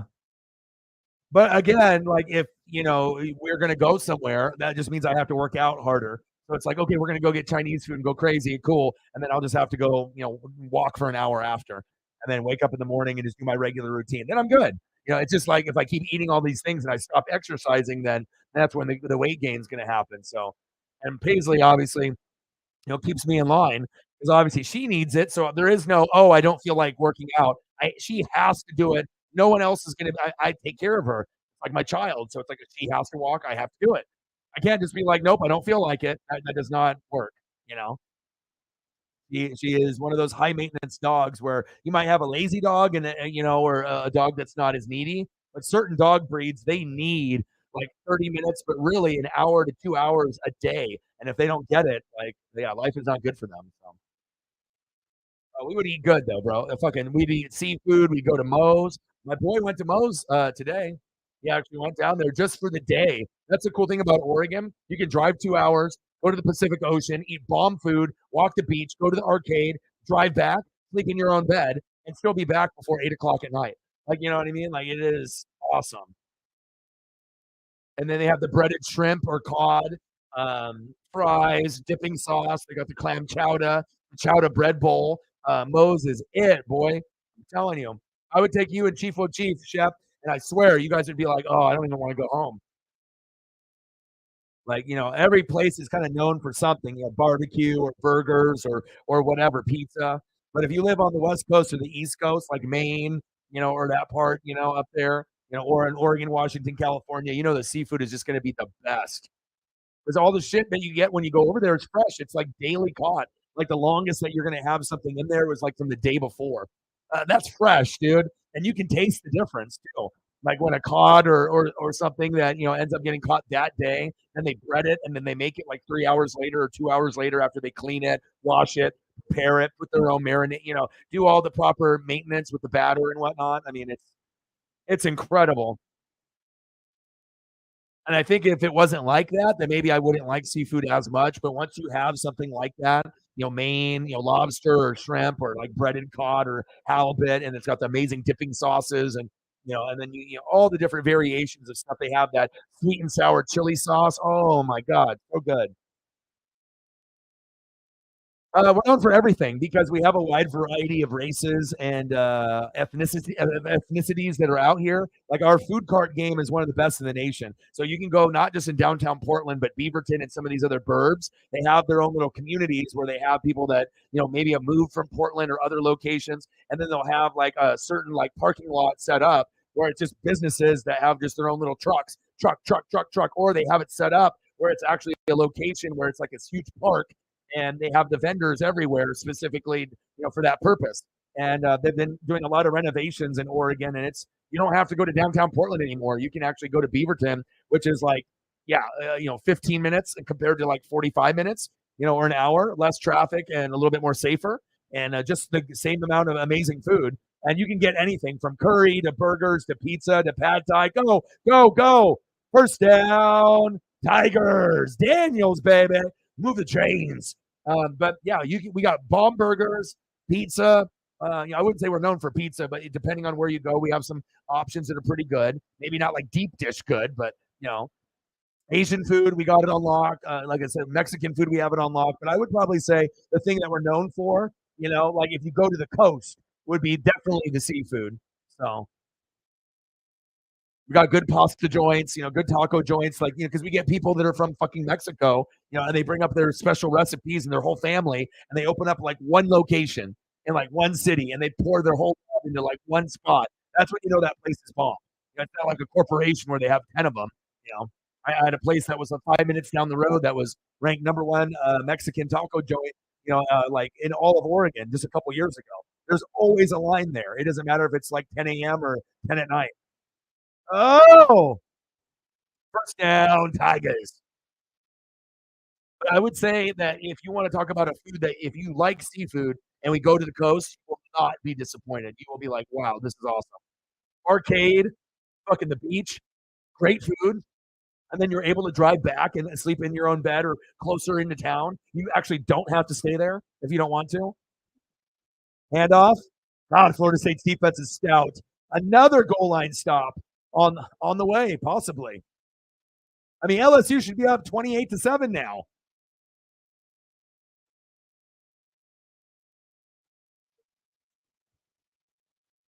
Yeah, but I mean, I like a little bit of everything here, but we got good burgers. Nice touchdown, Tigers. I would say taco spot, we got it. I would say seafood on the beach, we got it. On the coast, a couple hours away. And then burger places, taco places, Italian places, we got that. And also if you're looking to have like Indian food or Pakistani or like you want to go to Flavor Town and do something crazy, like we got it here. Like there's literally nothing you can't find. Regardless of what it is, Thai food, anything that you're looking for, curry, something a little spicy, a little bit different, like Ecuadorian food. I mean, there's so many spots here. I think, we're known for the food carts now. So, extra point is up and it's good. 14-7 LSU.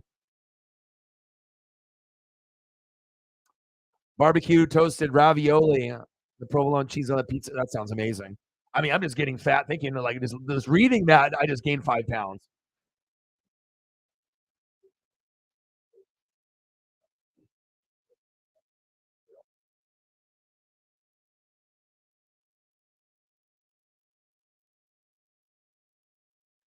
Dennis Rodman at AEW.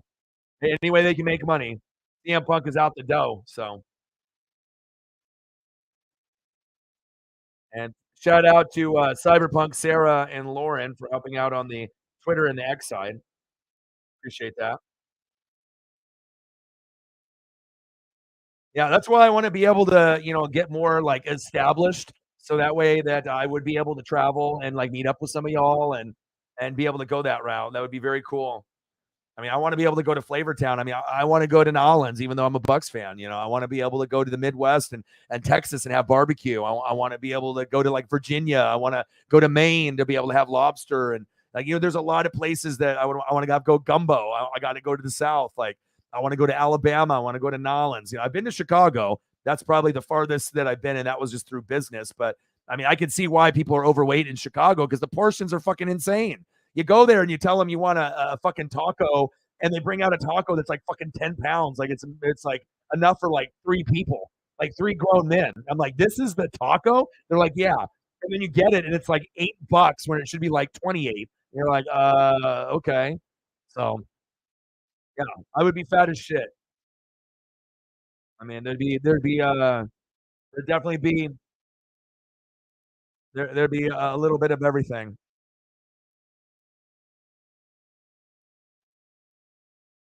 Oh, I bet it would be amazing. Yeah. But like I said, I got a lot of things that I would want to do. Obviously going back to Japan would be a big thing for me too. Got to go visit the homeland and whatnot. So obviously the culture, the technology, the food. Um, yeah, it would be crazy. There's lots of different places. Also, I'd like to be able to go, some point like to France or like Italy, like Switzerland, Denmark, like actually to go to like, some of the European countries and check out, Germany and like check out like the vibe there. And obviously being able not just to, drink and whatnot, but the food spots. So I know shit, we should go sometime, bro. I mean, like I said, I wouldn't feel comfortable going alone. I'd have to go with someone that I trusted. Just because it's like you're going somewhere so big, it's like I need to make sure that like I have like one or two people with me so I feel safe and whatnot. And that way I can enjoy the trip with other people and we can enjoy places together, have each other's backs, but then also enjoy. Oh yeah. Just to be able to see everything, the toys, the technology, the food, the culture, the clubs, like everything.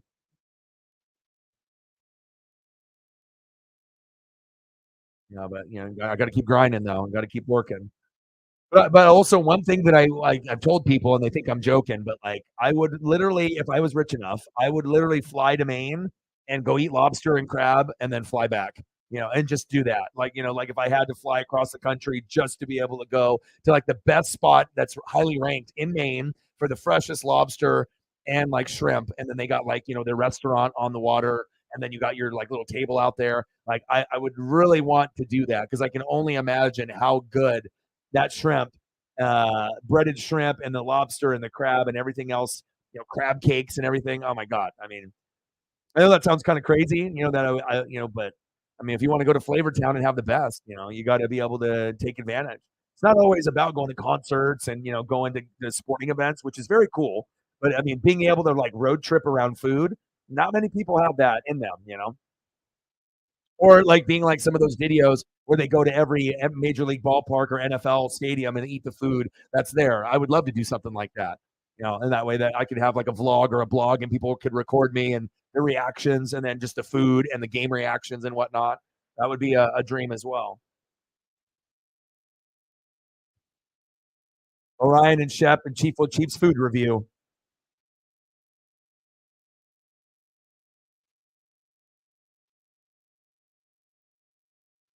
Oh yeah, bro. Are you kidding me? Dude, with the ramen jump off, dude. I mean, you're talking about the most high end noodle.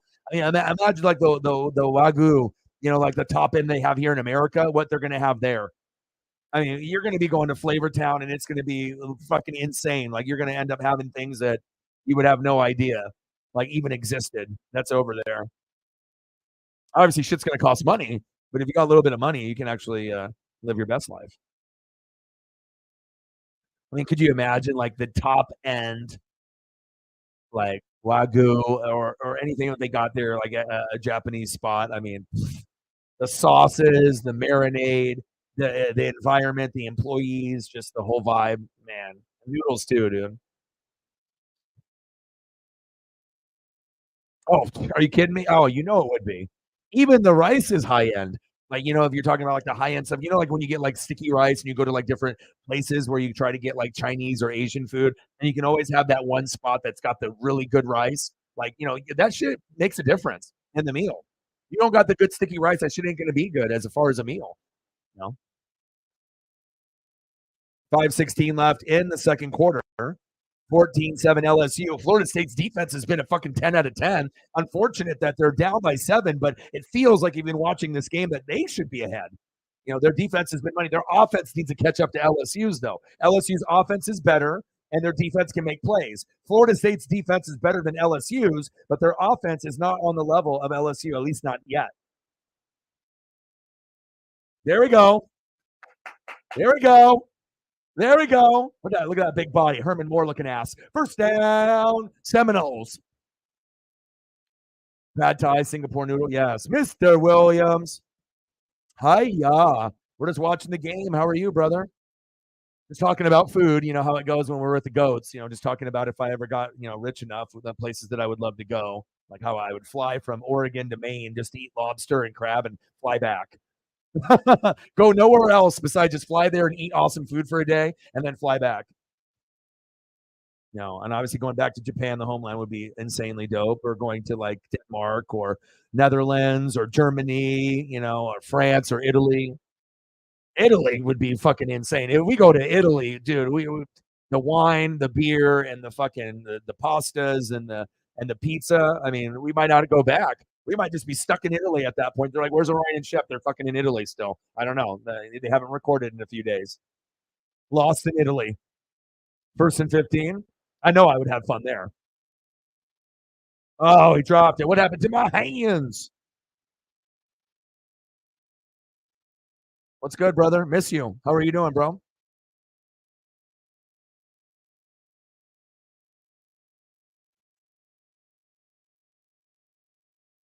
Chief will Chief with a tenor. I assume he's going to be hopping in the room here in a second.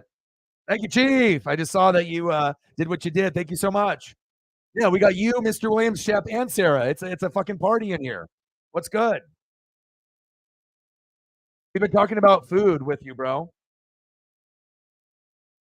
Well, me getting it on the Cash App is going to be better anyways. That way, I get it now rather than obviously getting it a month from now. I guess it's just depending on where I'm at. So, thank you, bro. I mean, we were talking about food and traveling, and it's just always when that comes up. It's like when I know I talk about it with Shep, it's like internally, Chief is like, it's like he gets a message. It's like telepathy, like in like Professor X and like X-Men and whatnot. Like I've been watching the cartoon from '94 on Disney Plus, and it's like we have this thing. It's like all of a sudden we start talking about food. Here comes Mr. Williams out of left field. Here comes Chief out of right field, and now we're all hanging out, even if it's just a little bit. My heart is happy now. Chief with the $10 dono. Mr. Williams in the building. Bang, bang, bang. Boom, boom, boom. Nice pass. First down. Seminoles. Bang, bang. And your boy's starting to figure out, the thumbs on the elite level. And like I said, I decided to experiment and go like huge with the image, like bigger than I've ever done, just to see if it would like look good. And obviously added the number 5 and number 8 at the very end. But I'm really happy. Obviously I tried to find a better background, but I wanted to find the actual stadium instead of using like Florida State Stadium or LSU Stadium. Sometimes when they have these events that are at a neutral site, it's hard to find a good photo, but I wanted to do the actual stadium and whatnot. And yeah, it turned out pretty good. I'm always trying to give you a little piece of my creativity and a little piece of ODog on every thumbnail that we put out and whatnot. And even though the Mariners lost today, boo, hopefully we'll get back in the win column tomorrow against the Reds. Your boy grinding. Mariners in the morning, LSU Florida State in the afternoon. So we've done 4 streams in 2 days. That's a lot of work, but when you get to hang out with goats, it's always fun, right?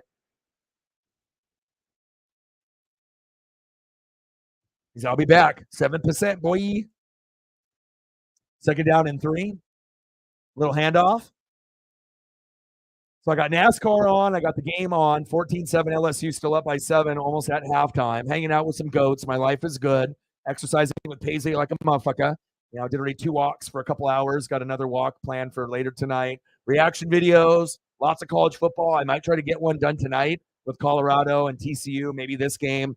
Then we'll do Mariners Reds at 1-4, and then the fantasy football draft at 6 tomorrow, which we'll do a live stream for that as well. Super excited about that. I know me and Sarah are going to draft well. Shep probably will draft well. Most people I think will draft pretty good. I mean, I don't think it's. I mean, it's really easy for a draft to go sideways if you don't stick to your plan. But if you stick to your plan and talent, and the more that you know about the NFL as a whole, the better that you will be at fantasy. If you don't know much more than your own team or just the great players in the league, you'll struggle a little bit because you'll see a name and you may not know if that player is good or not. You'll see them, oh, they're ranked, number 5 available, but should I get that player? And sometimes you got to come up with your own gut decisions and whatnot. Dodgers are playing the Mariners. Oh, touchdown Seminoles. Wow. Wow. You got to be shitting me. Florida State Seminoles tied up 14-14, little finger wag. Hit it with the fade right. Get a fade before the touchdown. After the touchdown. Wow. What a game. Right. Well, also too, the Braves are the best team in baseball. So if the Dodgers, are really, really hot and you lose to the best team in baseball, it's just like if the Orioles or the Rangers or the Rays or Seattle or Houston or anybody else played Atlanta. Chances are. But the good thing about the Dodgers is they're not afraid. Right. They're not afraid. And when they do lose, when they're down, let's say like 6-0, 7-0, yeah, they might lose the game, but then they end up losing 8-7. How many teams can say that? that they like. It looks like the game's over. Mookie with a homer, Mookie with another homer. Yeah, they lost, but they could have lost 8-0, but they didn't. They lost 8-7, and that speaks for something. That maybe the series, instead of being a sweep or the Braves in 5, maybe it'll go 6 or 7. You know, Dodgers are good, and but also too, we might get an upset from the Dodgers or Braves by a surprise team like the Phillies or the Brewers. I mean, we didn't see the Phillies coming out of left field last year, and I'm not sure if we have another one of those teams this year. I mean, more than likely it'll be in the American League. Like, let's say the Blue Jays get hot or something of that nature, or we'll see what the Mariners can do, but you never know. But I still think, I mean, I've watched the game, so it's like I haven't talked to my dad in a few days, but I know he's been watching all the games as well. And sometimes it's a harsh reality. When you end up playing a team that you feel that you can win, but you just realize, damn, like they have a couple spots that are better. And then, like the Dodgers are in the position that the Braves were a couple years ago. When the Dodgers were the best team in baseball a couple years ago, they had about 3 years where they were the number one team, and they could have won the World Series any of those 3 years. That's what it feels like with the Braves this year moving forward, probably for the next 3 years. So, to be like feeling like you're second place, third place, I mean, everyone feels like that unless you're named the Atlanta Braves. So we'll see. But don't be surprised. I mean, it's not like the Braves are not able to get knocked off. I mean, it is possible that injuries or something comes out of left field. There could be a team other than the Braves in the World Series, but based on how we've seen, baseball play out, I mean, Orioles, Mariners, Dodgers, Braves. Let's get it to happen. Sports gods, you hear me? Orioles, Mariners, ALCS, Dodgers, Braves, NLCS. You hear me? We got a minute to go. Nice pass. First down, Tigers. And then when Chief comes back, we'll get some photos for him.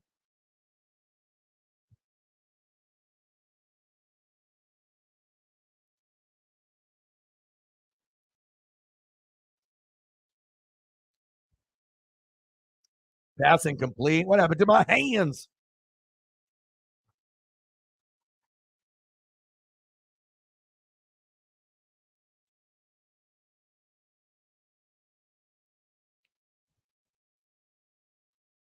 I mean, doesn't that sound great? I mean, like I said, American League could be a number of teams: Houston, Texas, Seattle, Toronto, Tampa, Baltimore. I mean, any of those 6 teams could be in the ALCS. I don't think that's debatable. It's just truth. Like, we don't know, but there's nobody better than the Dodgers and Braves. I don't care how good the Phillies are or the Brewers are. Bottom line, if they can stay healthy, those are by far the 2 best in the National League. Hit from behind, fumble. It coughed it up. Oh my, Florida State. And what did I say at the beginning of the game? Look for that guy, Jared Verse. There he is. Remember, I told you about him in the beginning of the game. Jared Verse, edge rusher, kind of good. Daniels, hi, bye. Pow, pow, pow, pow, pow, pow. So that's why you do the prep. You do the prep and you learn a little bit before you go in, and you're prepared. No Clamato. Snapple Apple. Taco delivery. That sounds good. It has been a little bit of a challenge, to go away from like the delicious tasting food to doing like more healthy stuff. But again, once you are in a routine, I try to stick to that. But I am due for something like amazing, like just to go crazy on some like pizza or pasta or tacos. So maybe this weekend. And I want to go see Equalizer 3 before it gets too late. Obviously, that came out. Denzel is, one of the best actors of all time, and anything that he puts out is entertaining. And I definitely got to see that while it's in theater. Normally, I'm not going to go to the theater more than once or twice a year, but Equalizer 3 definitely is worth my time. Yeah, Marco's been drinking for fucking forever now. I mean, who knows how many beers? It's his birthday today, so he's probably like 25 beers in right now, 30. Healthy O dog. Got to lose weight, O dog. Got to take care of Paisley dog. Got to be a good dog father. Oh, doggy dog. I mean, like I said, we're on the grind at 20,000, right? So I gotta, be very focused. Camp party. I'm really limiting on, the drinks and partying and hanging out with the wrong crowd. I've really cut all that off. So it's pretty much just me and Paisley and just focusing on the dream and the grind. Marco's going all crazy. Yeah, cray cray. I mean, he sent me a video when he was watching the Oregon State game with his buddy Rick that I used to work with also, and he looked comfortable in the video he sent me, and that was at 2:30. He looks comfortable, like he's been drinking since like 8 a.m. or 9 a.m. So, when you get like the little lazy eye, your face gets a little distorted, and you're like, it's like hitting you pretty good. So you're going crazy. Yeah, and he's one of those guys that once he starts drinking too, eventually he'll sober up, and then he can just keep going again. I don't even know how he's got a liver. Like, I don't think I've ever seen someone drink like a 12 to 16, wait a couple hours, and then try to let it pass, and then start again and do it all over again. You know, Pass incomplete, ruling on the field, fumble. Wow, they got fucking robbed there.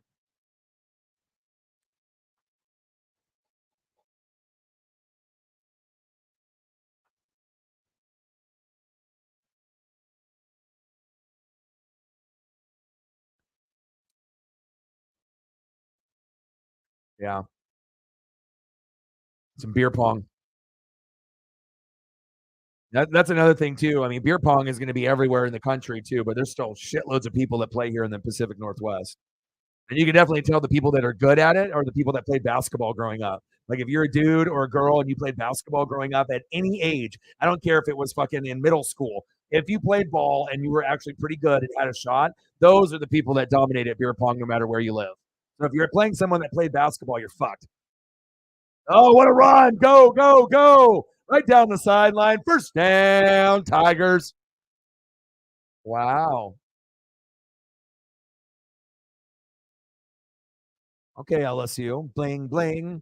Every time you come into my city, bling, bling. Okay.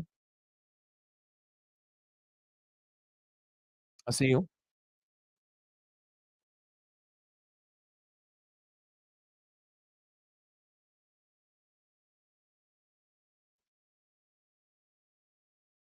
All right, LSU. I see you. Even though, we're not in the 20s just yet, this game has been hella exciting. And it's crazy that LSU only has 14. I mean, if Florida State's defense wasn't as amazing as it was, maybe they're down 28-7 right now. Like crazy.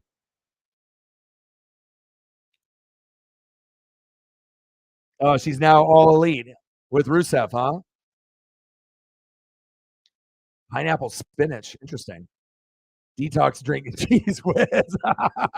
Oh, yeah, different brothers, different mothers. You know, everyone's got their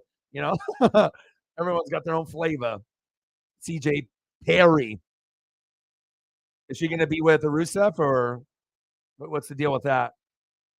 Cheese whiz. Good. That's good. That's good. I imagine you feel a lot healthier, especially back from your partying days, back when you were in college and whatnot. Anytime you're drinking 10 to 30 beers a night, definitely, not only is it not good for the health, but you're going to, gain weight. You're not going to feel good.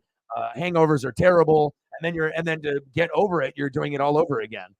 That's just kind of the culture. It's like you end up going ham like that. And then instead of taking a break, you're doing it again the next night, another 10 to 30 beers. And then you're doing it the next night, another 10 to 30 beers. So, yeah, going for walks is good. I just try to be able to set the example, you know what I mean? And sometimes you're being able to cut back on things like alcohol or eating a little bit better or eating less, like, not as much until you can't move, but just eating until you get full. It's a difficult process, especially if you love food like all of us do. But I promise you, if you have the discipline, it can work out.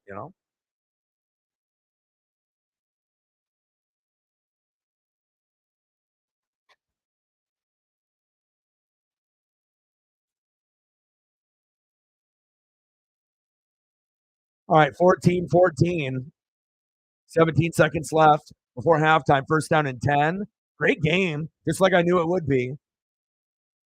Just like Colorado and TCU. I mean, so far, those are two of the best that I think I've seen so far this weekend. Those are the ones I want to react to. Oh, back shoulder incomplete. Hit Hobbs with a chair.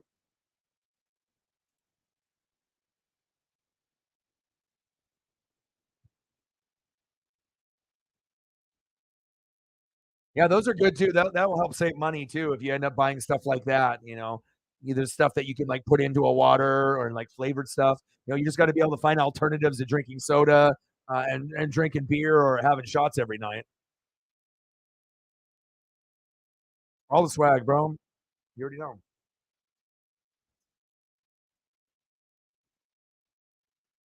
Almost intercepting. Of course, I gotta hit you with the flavor, with the swag. I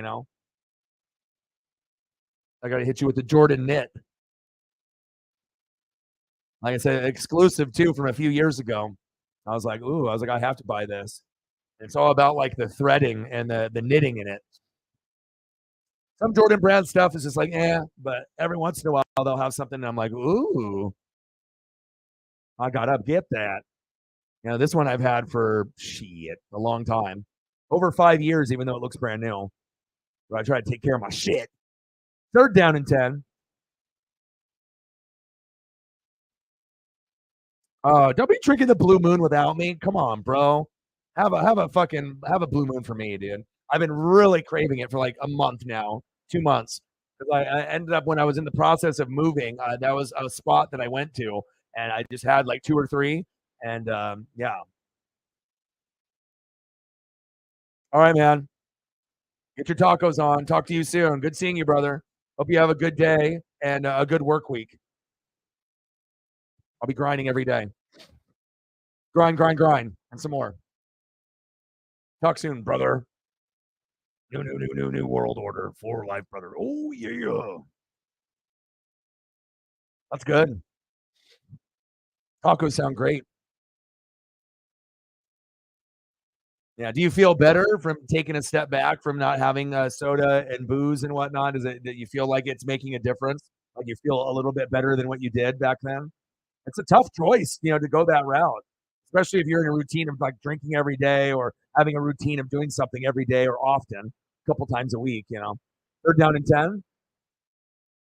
Get out of there. Doesn't want to take the sack lunch. Incomplete. Now it's fourth down. They'll go for a field goal.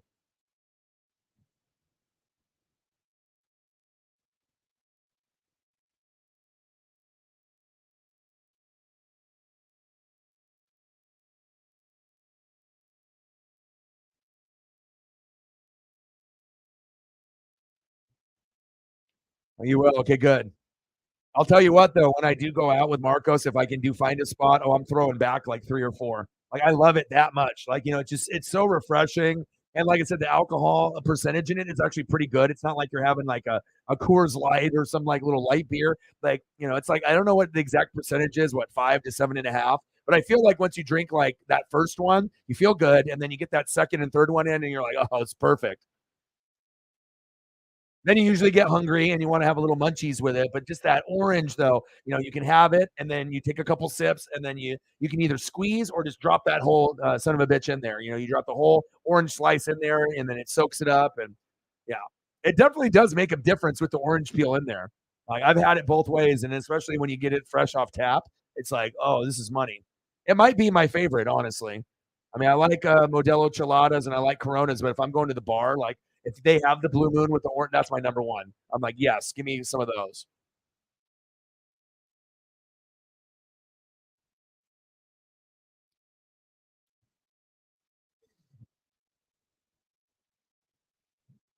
All right, 4 seconds left to see if LSU can knock in this chip shot.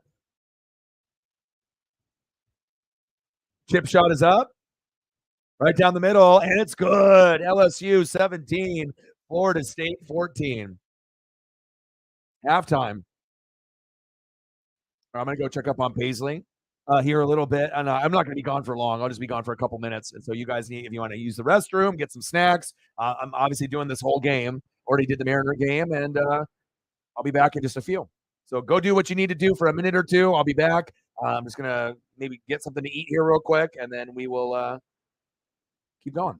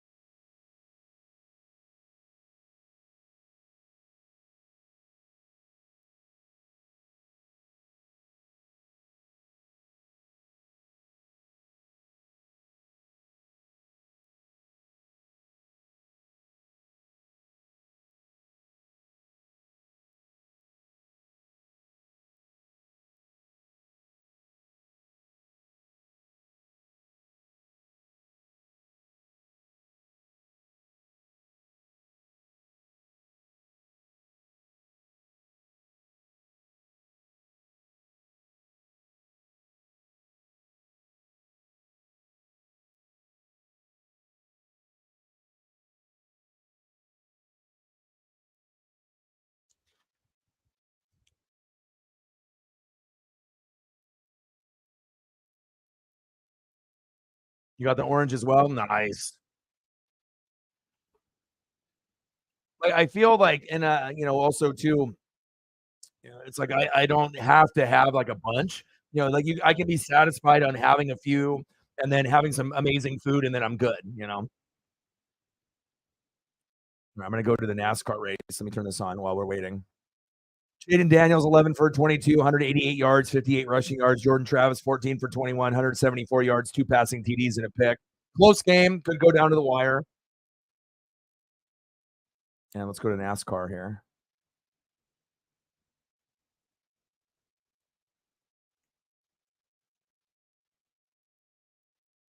And we got 90 to go. Yeah, but nothing like a nice cold blue moon, man, with that orange peel. And it is, I don't know what it is about that. It's just like it's a lighter beer. It's not like IPA or something that's like a dark beer that's kind of like thick.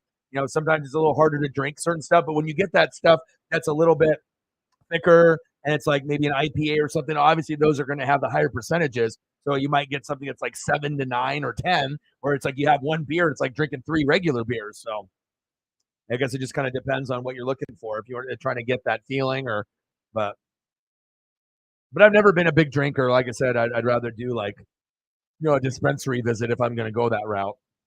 But like I said, if I am going to go, with an option, it's definitely Blue Moon is number one. 88 laps to go, 280 out of 367, 17-14 LSU. Just trying to soak in as much as I can here before we get to the second half. $15. Let's get to hundo, and then maybe we'll get a few more people to come through. I know it's a holiday weekend, and some people are out and about and whatnot, but I mean, I have to believe there's quite a few people watching this game. I'd find it hard to believe people are not watching this, but I guess it just depends on where people are at.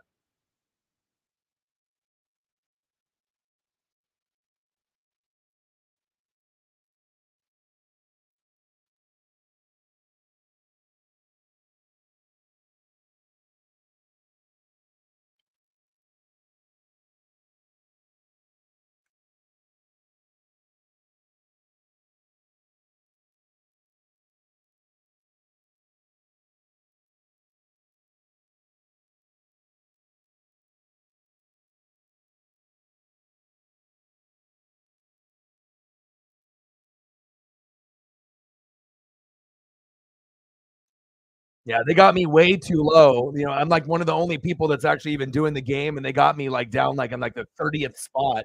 Like you got the stuff that's like old that's ahead. I mean, you got to put me up higher. You know what I mean? Especially if we're there's people actually doing the game or watching the game. But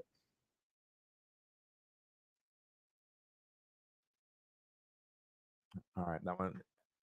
NASCAR went to a commercial.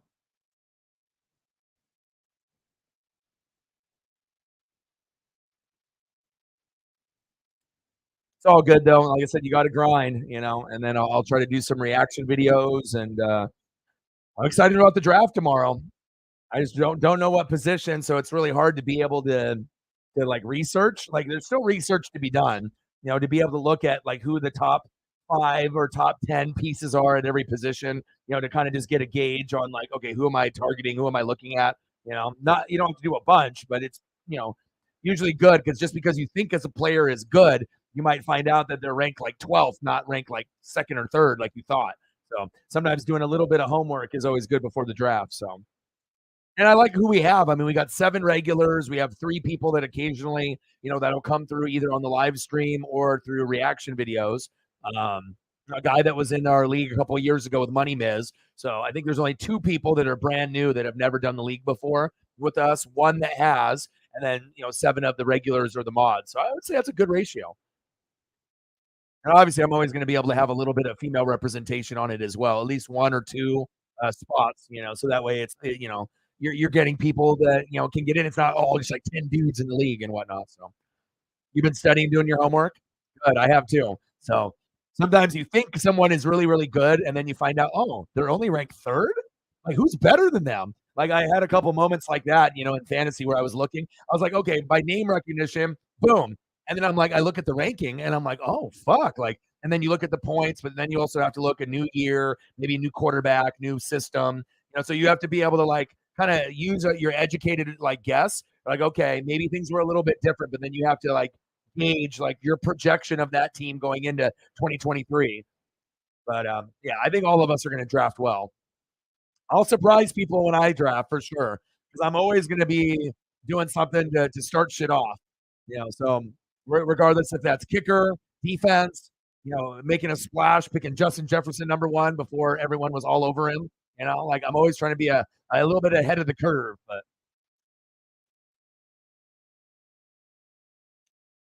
then I just got to decide if I want to do the same type of strategy as before, or if I want to switch it up. It's like, do I want to go running back, wide receiver, wide receiver? Do I want to go wide receiver, running back, wide receiver, running back, wide receiver, running back, wide receiver, running back, or something different, like with a tight end mixed in? I don't know. What do I want to go as? All I know is that the tight ends and running backs are thin as shit. So obviously you want to be able to get a good tight end if possible. And if you're not going to get a good tight end, that's one of the top three, then you better get 2 or 3 of the top 12 after, so that way you can rotate guys if you're going to go that route to get more wide receivers or running backs or a better quarterback or whatever it is. So yeah, I look at everything too. Also though, but you have to be able to predict on how they're going to do this year. You can't predict injuries, but also you have to look at like if you go deeper, who's the quarterback? Is it a new coach? Is it a new OC?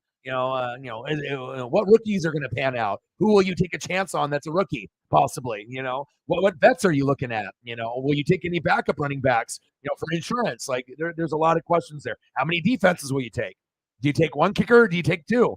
Do you take one defense or you take 2 or 3? Like, there's always going to be, certain strategies that everyone does. And some certain people have the same strategy every year. Others, they'll flip it up and switch it up. So I'm excited though. It's going to be fun. Plus, we actually know, you know, we know that there's going to be, I would say, what at least 5 out of the 10 people are going to draft amazing for sure.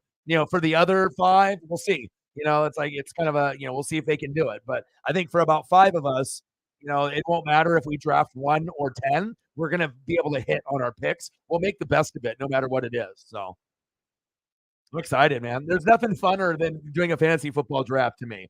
Like I think that's like one of the funnest things to do. It's like a lot of pressure. You get to see everyone's personality kind of come out, who they like, who falls into your lap, who makes us, who goes for a fucking quarterback in the first round if we have any. I mean, I imagine there'll be at least one person that does it. So maybe, but maybe not. Maybe we'll just get running backs, wide receivers, and tight ends, and then it will be a normal draft where you end up not having a quarterback go off the board until like the second, third, or fourth round. Preferably third or fourth round would be good, but again, I guess it just depends on if you just want that top heavy Mahomes, Allen, Jalen Hurts, or if you're okay with someone a little bit lower, that can put up similar points, maybe not as many high end top points, but if you have a better running back and wide receiver room, you can deal with it. It's total points, you know. You don't want to just have a quarterback that puts up 30 and then your wide receivers are putting up 8. You got to make sure that your wide receivers are putting up 15 to 20 also. So, all kinds of shit talk. And I can't wait to throw the curveball in your guys' asses. I can't wait to see you guys be like, this motherfucker. I can't wait for that moment. I don't think I usually have too many regrets in the draft. Is there a couple pieces when you draft at the end where you're like, damn, I should have went this route, or oh, I fucked up. Maybe I should have did this. Yeah, everyone's gonna have those moves where where you're kind of towards the end where it's like, do these last couple picks really matter? And yeah, they do. You know, Sometimes those last 3 picks can really make or break you. Even though they seem like kind of irrelevant picks, they're just gonna be like backup running backs and wide receivers or whatever. But I haven't decided what route I'm going to go yet. Traditional, like I always go, or if I'm going to really hit you guys with the curveball this year.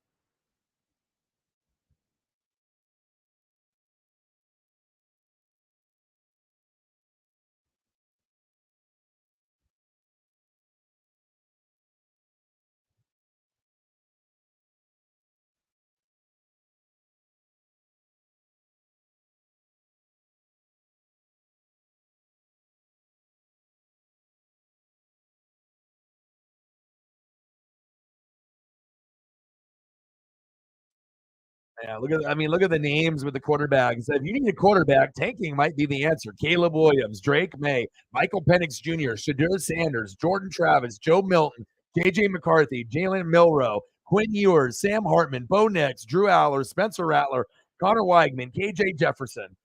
That's a lot of fucking quarterbacks that actually have some talent. I mean, if we're talking about the quarterback position, and of course, some of these are going to be like high end, and then some will be busts. But I mean, Caleb Williams, Drake May, Michael Penix Jr., and Sanders. There's some names there. There's some names there.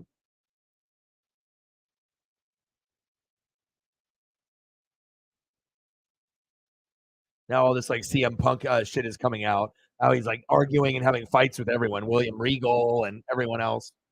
Obviously, some shit might be fake and fabricated. You can't really trust a lot of these people. With these certain wrestling outlets unless they are connected to WWE or AEW.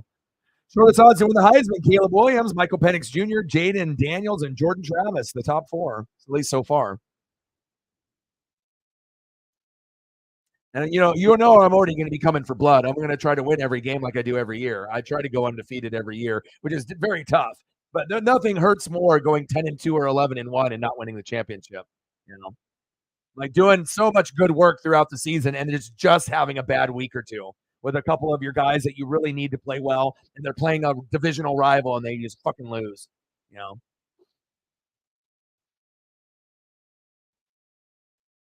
Reddick, Byron, Harvick, or Larson and Jones in your top five. 69 laps to go. And hopefully we can get off halftime here real fast and have a great second half, and then I can get back to work and work some more. Doing like 2 games in a day or doing like many things in a day, it gets a little tough, but you have to put in that effort and that grind.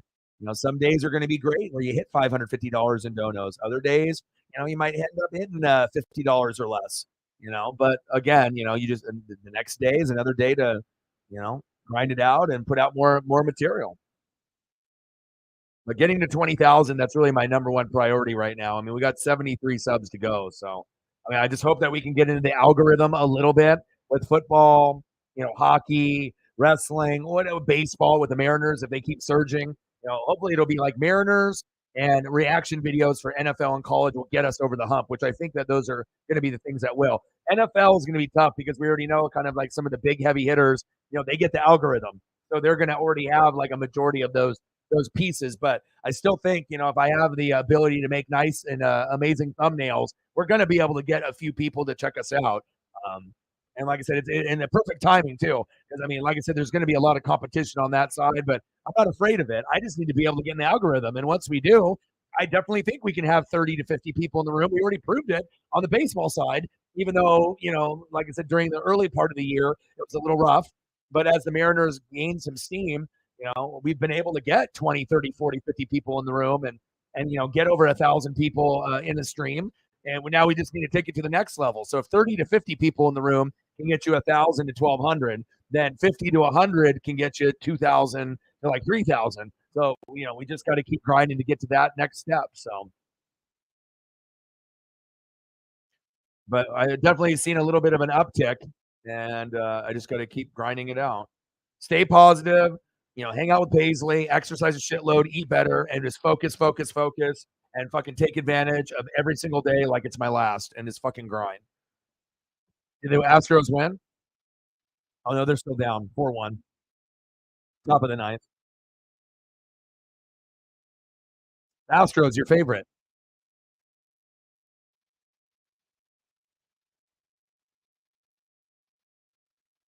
All right, let me take a look at social medias here while we're just waiting. If there's anything else that you guys want to bring up, just fucking type that shit in the chat. Yeah, I haven't got a chance to like really do my reading or my normal due diligence because I've been doing so much of the streaming and whatnot.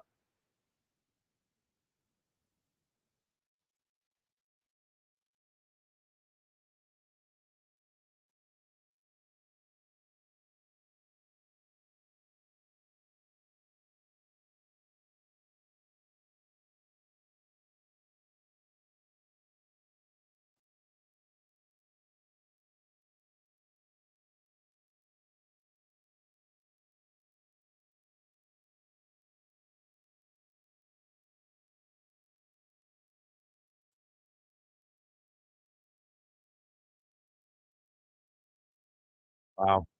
Spencer Rattler against North Carolina, 30 for 39, 353 passing yards, 43 positive rushing yards, no TDs, no picks, 103.9 passer rating. He was sacked 9 times. The offensive line is trash. Wow.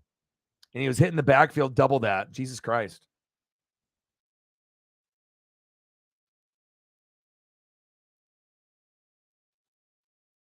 Damn, Trish Stratus is all bruised up. Her forehead and her arms. Jeez. That's cool.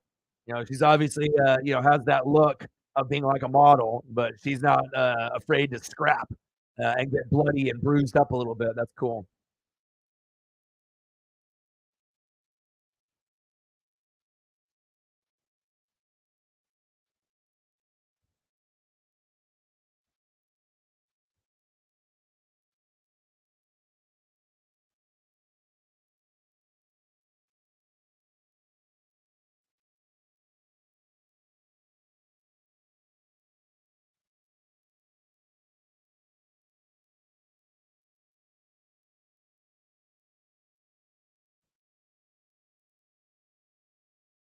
I love going on like Twitter X and seeing like wrestling promos and like wrestling matches from like the 80s and 90s. That shit makes me smile, man. Besides seeing some amazing like big hits or craziness. All right, we're in the third quarter now. The final countdown. Nice. Yeah, I haven't seen any AEW spoilers yet or anything like that. How is the AEW pay-per-view going based off the people on Twitter or X talking about it? Is it good? Is it bad? Is it about the same as Payback? We got 59 laps to go in NASCAR Cup, so I'm watching that too. All right, here we go.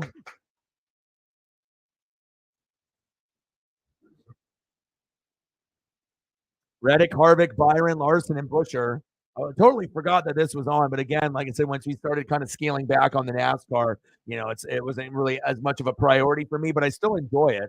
So I mean, as long as I have access and I can watch it through the cable, I can watch both right now. I got the Comcast with the NASCAR and with the ESPN through ABC. First down and 10. Come on, baby, get rid of it.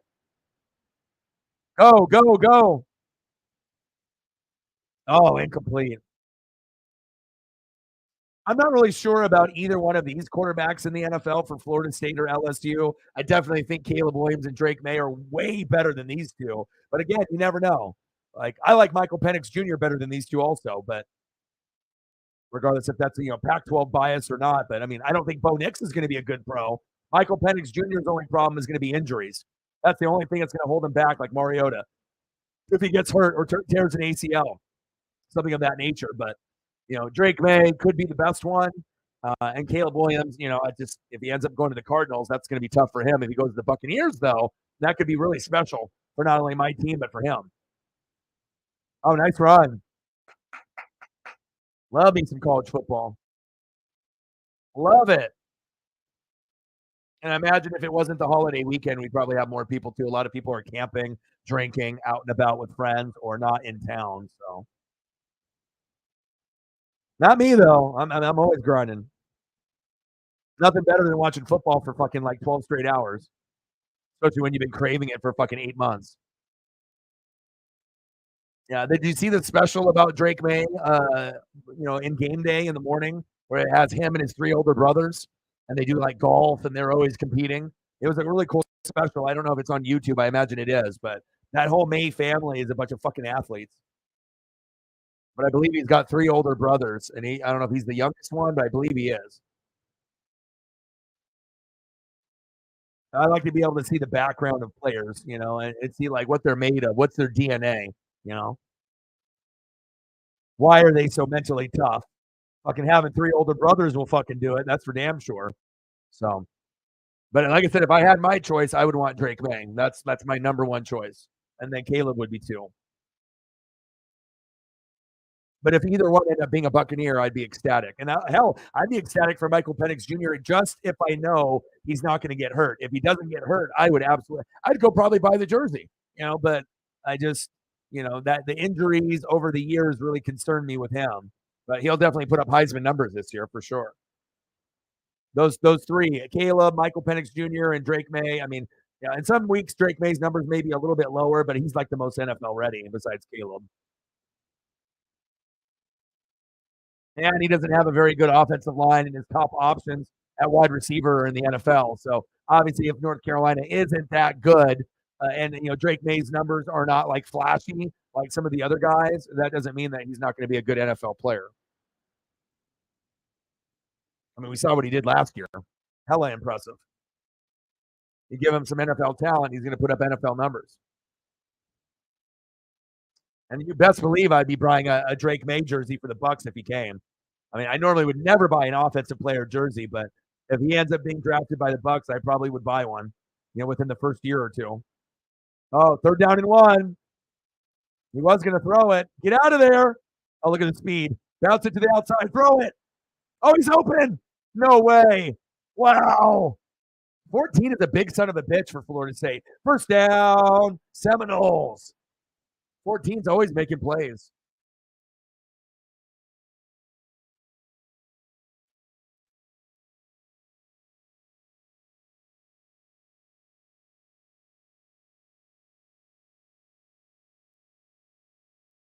Keon Coleman is 4. Is it Johnny Wilson? Yeah, Johnny Wilson. I was going to say, who the fuck is 14? It's Johnny Wilson. Motherfucker's huge. He reminds me of Dallas Baker and Swamp Kings. The big like wide receiver tight end that was making all the plays in that fucking Swamp Kings. You need a guy like that sometimes. A guy that's like 6'4", 6'5", 6'6", just a guy that's athletic, that got good hands. You're drinking all the Blue Moons without me. Don't worry, bro. Get your drink on, bro. Drink the Blue Moons for your boy. It's all good. I'm glad you did. Don't worry. When I have a chance and I drink, yeah, I'll end up having 3 to 5. 2nd down and 7. I got to fucking recreate Marcos's birthday, but I don't want to like the thing with Marcos though too is like I got to make sure I get him when he's like before he started, because if he's already started, who knows like how many in. So it's like I meet up with him, he might be done after an hour, and then it's like, oh, I want to go home because I've been drinking for 10 hours. Oh, nice tackle by LSU.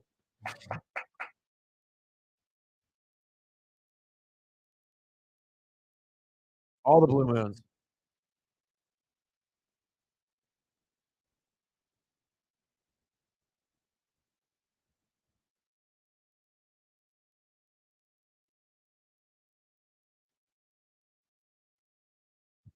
I had a fake E40 account follow me, and I knew it wasn't the real E40. I was like, okay, nice try. It wasn't the real 40 water. 3rd down and 13. I would be excited if it was the real one, but I'm not a Niner fan, so. But if I was, then maybe I would get the follow. Nice pass. Again, 1st down, Seminoles. Almost. A couple more yards. Field goal. Team is coming out. Marcos is something else, man. Like I said, normally it's me, Jake, when he comes out of town from Arizona or from Texas. It's usually me, Jake, and Marcos, and then we'll just bar hop. And we don't even have to go very far. It's like 2 places we'll go to. Go to a liquor store. He'll buy like 10 of those like Fireball individual shots, and then have them just stuffed in his pockets, like 5 in each pocket. And then we just start going to place, and we'll go to like 2 or 3 places, and then we're done. And we're just donezo. Kick is up. And it's good. We're knotted up at 17. Pac-12 went undefeated this weekend. Oh, Pac-12 kind of good. We got players this year, and we got quarterbacks.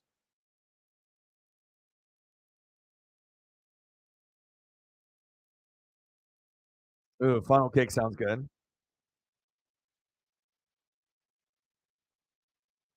All right, how many laps to go? 54. All right, let me listen to a little bit of NASCAR here. What's Dale Jr. talking about? Oh, he went sideways. Smoke everywhere.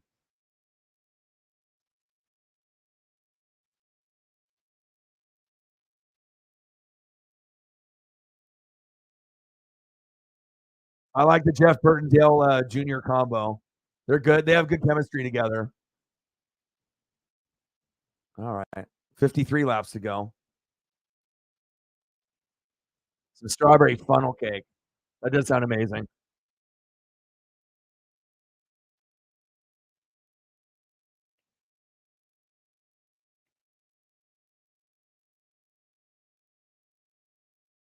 All right, we'll see what LSU can do. Hopefully, they can pull off something in this drive.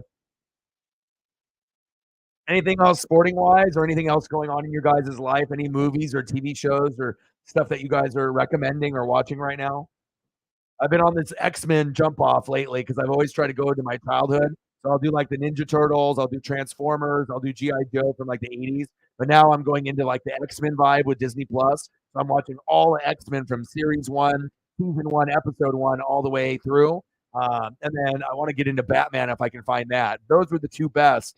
Obviously, Saved by the Bell was on in the morning. Then you watched other things. But then obviously X-Men and Batman were arguably two of the best that were in the 90s. So and I haven't found Batman. I haven't really searched for it, but I want to be able to find that. I don't know what platform I can find that on, but hopefully I can. As for truckers, Candace in the building. How are you? Long time no see. Hope you're doing well.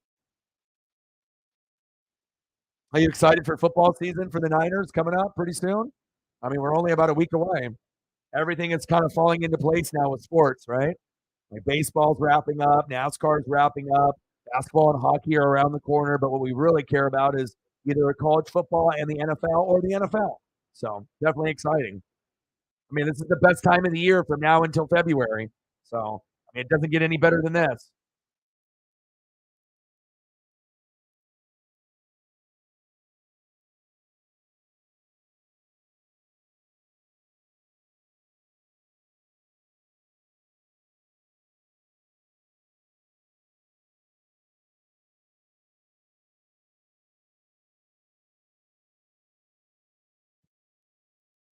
New Indiana Jones, it was good. Nice. Well, Niners should be a top three team again this year. You would think Niners will be up there, Saints will be up there, Eagles will be up there, Seahawks and Packers look like they'll be pretty good. Lions and Vikings should be respectable. Cowboys and Giants look like they could be something. So, I mean, if you're a top three team in the NFC, I would say that's good. I mean, that's much better than my team being like one of the bottom three in the NFL. But if I can get the quarterback, I mean, like I said, I would have rather gotten my quarterback in this upcoming draft than in the previous one. Nothing against Richardson or Bryce Young or CJ Stroud, but Caleb Williams and Drake May look better than those three. I think that we can agree to that. But it just depends on the team, the scheme, the fit, the O line, the weapons. You know, if those guys are going to pan out right away, or if it takes a couple years, like Trevor Lawrence finding the right coaching staff and the right players to be able to make it work. It might be a failure at first, but then it could turn around. So even though Drake May and Caleb Williams are great, if they go to the wrong type of team, you know, it could take a little while. Like if Caleb goes to the Cardinals, you know, it might take a couple of years for him to really shine. He may not be able to turn it around like right away. It might take 2-3 years to get the right pieces in place. So or longer. 50 laps to go. Larson, Reddick, Busher, Big Bad Brad, and William Byron are your top five. Bubba Wallace, Ross Chastain, Bowman, Suarez, and Eric Jones. Who Eric Jones in your top 10? 17-17 all in this college football matchup, the Camping World kickoff. I love it. Let's go. 9 minutes to go. First down and 10 for LSU. Really entertaining game, just like Colorado and TCU was early part of Saturday morning. Everyone in the country was watching that shit. Go, go, go. There we go. First down, Tigers.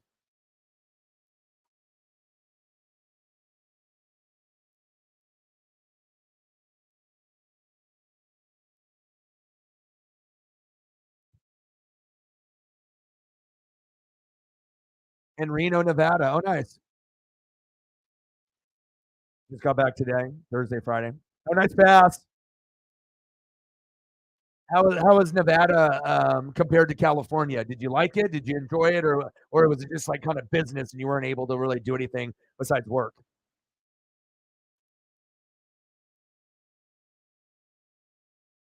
Second down and one, knotted up at 17. Number five LSU, number eight Florida State.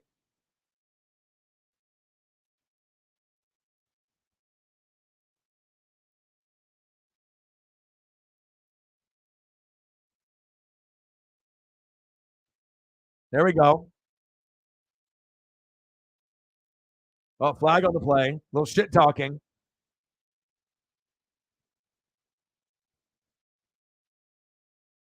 Helping another store. Nice. That normally doesn't happen where they have you go to another store for help. Obviously, they must have really needed it if they had people coming out of state to help out another location.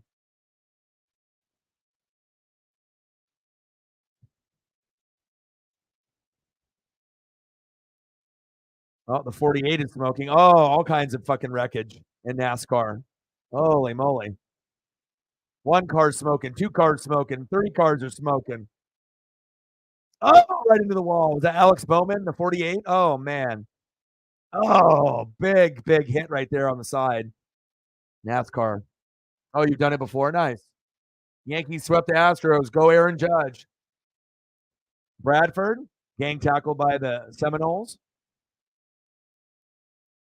I love it that the NASCAR is still actually on with this game, so it's like I can, watch multiple things at once. And then it seems like they're both going to end around the same time, which is cool. Long weekend, doing 4 streams in 2 days. But again, if you want to be able to make your dreams come true and grind, you have to hustle.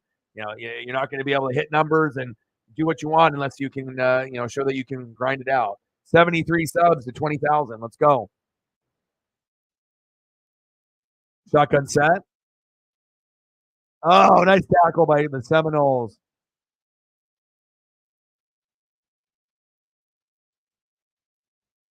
Anything new going on in your life? Anything, any like new shows that you're watching or any movies you've seen or anything like that, Candace? Any recommendations on any TV shows or movies? I like a little bit of everything. So, I mean, I watch a lot of food programs and whatnot. I mean, there's a lot of stuff that, I mean, obviously, I like to go back into my childhood and watch stuff from like the 80s and 90s. Like right now, I'm watching the X-Men cartoon and I fucking love it because I remember watching it when I was like 10, 12 years old and it still holds up to this day. So good. Almost picked off.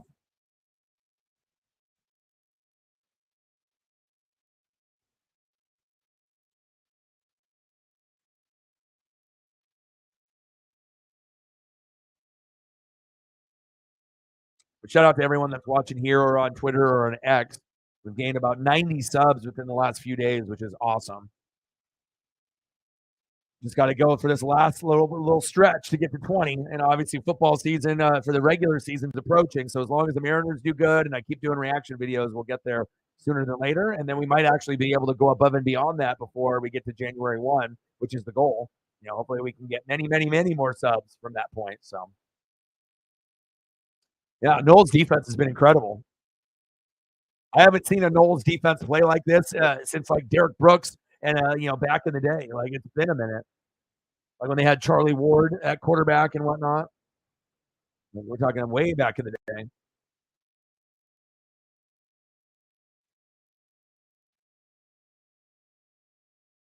All right, let me go get my drink real quick out of the freezer.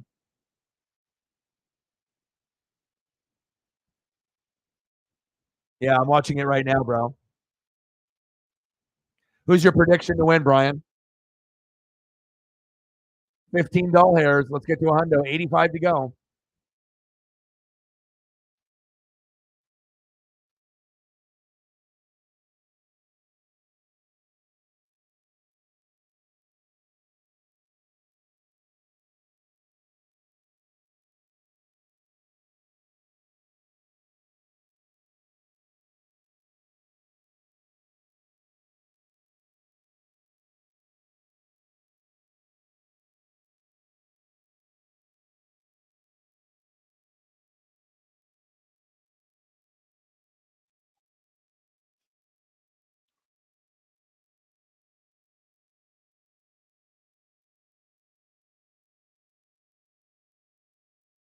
Martin Truex Jr. All right, hold up. Let me mute this. Let's go to the volume on the NASCAR. 45 laps to go. Nothing better than being a sport fanatic and fucking multitasking and watching multiple things at once. That's when you know you're living life.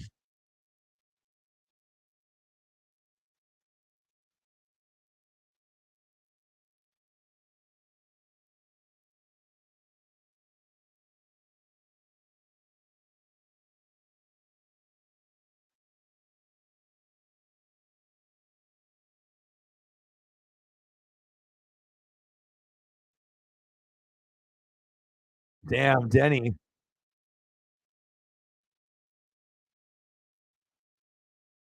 Damn, you weren't lying, Brian. Everyone's having problems out of a lot of those people that were the chase drivers.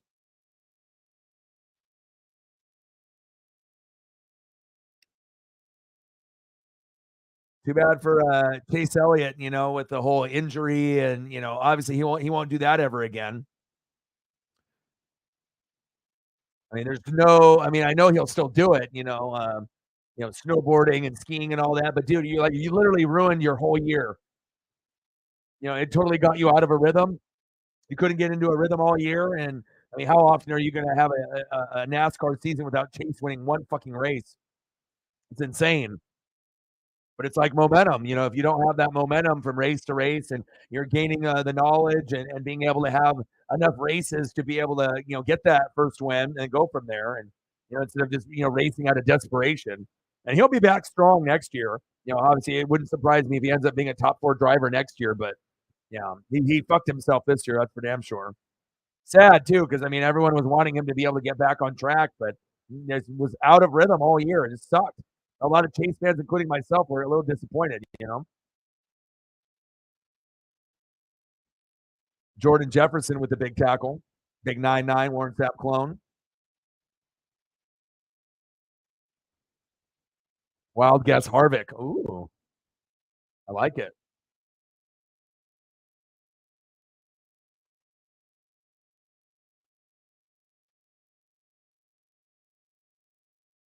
Second down and 14, 5:55 left in the third quarter. Florida State backed up on their own 9-yard line. Shotgun set. Get rid of it. Going deep. He's got a man. Oh, he caught it.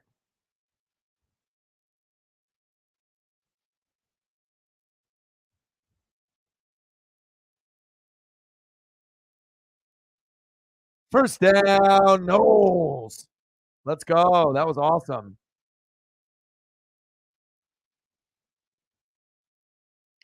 Keon Coleman balling out.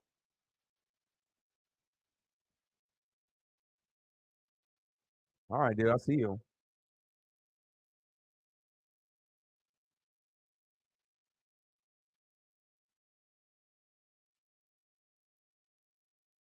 I know. I like it too. Like you get enough big plays with the run in the passing game. You got 2 quarterbacks that are going to go to the NFL. Defenses are playing fucking wild and crazy. It's like who's going to have the ball at the end? Who's going to make that big pick or that big punch out that could determine the winner? Like this is a fucking heavyweight bout right now, and I love it. It has the same feel as Colorado, TCU, and that's why I'm doing the game. Even if I knew that maybe donos or views might be a little lighter because we're in a holiday. I can't just do the Mariner game knowing I'm going to watch this and not work hard. And, plus it gave me an opportunity to use my creativity to make the thumb and see what it looked like once I made the players a little bit bigger. And, yeah, like I said, I'll mix it up, from time to time. But like I said, I never, did them like that, but it turned out good. I guess it just depends on the resolution of the photo, and if it ends up working out. But if it turns out like that, yeah, love it. Good game so far. Great week 1. Week 0 got it started with Notre Dame and Navy, which I enjoyed, as well as USC and San Jose State. But actually getting into true week 1, I mean, I wish Oregon didn't win 81-7. I wish we had a better opponent than Portland State, but I can't bitch. At least we got a dub, and we got Texas Tech and Hawaii. Will be a little bit tougher, but the real season starts week 1. No, week 4. Colorado comes to Autzen. That would definitely be a game that I would pay to go to.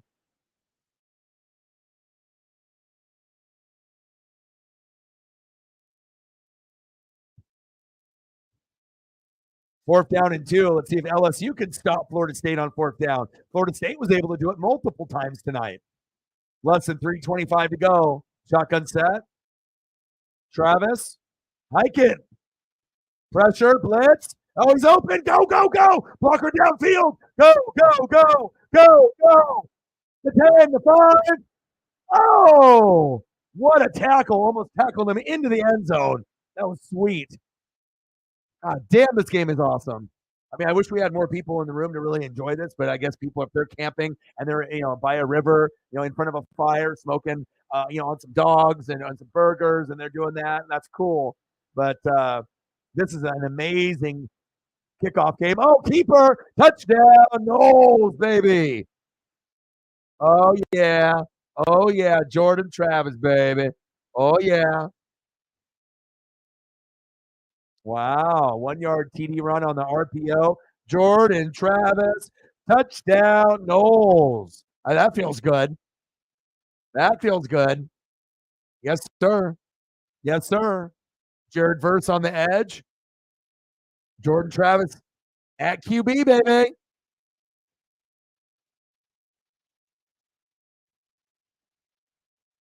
I love college football too, man. So much. Sometimes more than the NFL. I won't lie. I mean, I've gone to a lot of games. I like the pageantry, the camaraderie, the band, the cheerleaders, the fight songs, the students, the passion, the energy. Sometimes you just get a little bit more passion, out of the college football than you do NFL. I live for the passion. That's what I live for. Yeah. Yeah, do your dance. Do your dance. Keep sending me pictures of food when you go out and eat, bro.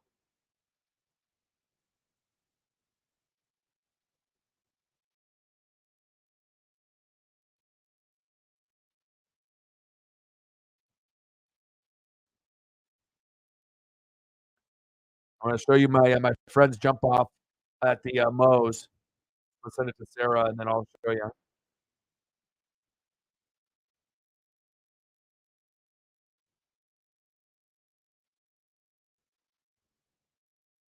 So obviously, when you go in the restaurant, there's going to be usually like a 45-minute hour wait. And then sometimes people just get the food delivered to the car and then you just eat or you go to the arcade or go to the beach. But I'll show you. When I go, I like to eat there, inside. I'll wait and I like to be able to experience, like what it's like, when you actually get to eat inside. And then some of the locations are actually on the water. So you can get a seat, and then when the tide is in or out, you're on the water and whatnot. So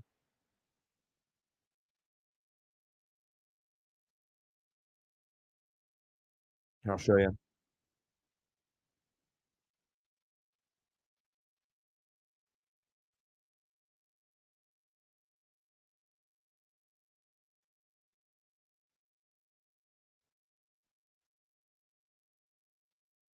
I'll show you.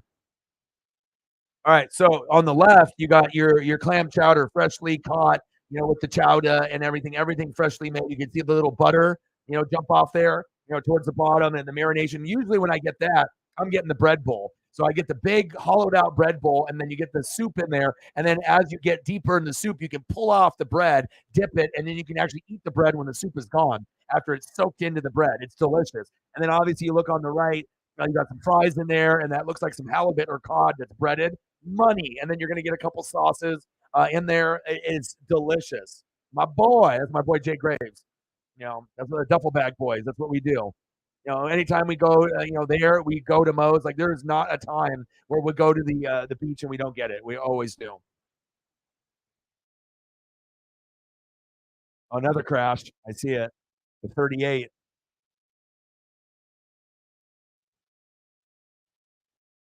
Let me ask my buddy what he got. It was if it was cod or halibut. So it is the breaded cod or halibut.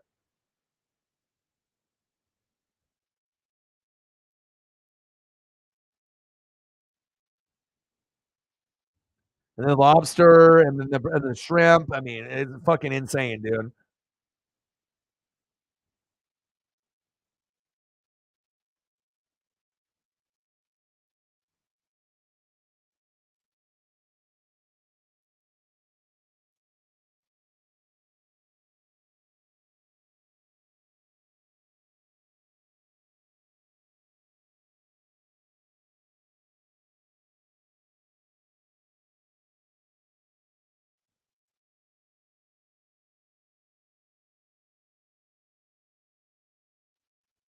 I'll show you a spot where I go that's in Pacific City. That's the closest place besides Lincoln City, and they have the best crispy shrimp with that sweet and sour chili sauce. I'm gonna send you. I'll show you. I'll bring it up on here. Hold up. I'm going to show you a photo, and you can't tell me that it don't look fucking goddamn delicious.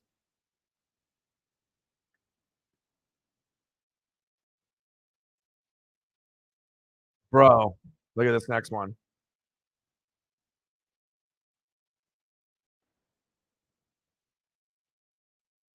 Nice pass.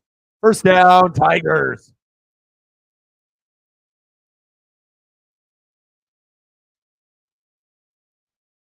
You'll like this one, Shep. This is my favorite jump off spot. Look at that, dude. You boom, you got the butter, you got the sauce. The crispy shrimp on the right are the best I've ever had. And they got that sweet and sour chili sauce. It is money, dude. Straight fire. I said they don't fuck around at these places that on the West Coast, right out the ocean, right there. You're gonna get stuff that is 10 out of 10 every time. Get rid of it, Daniels. Ooh, big hit.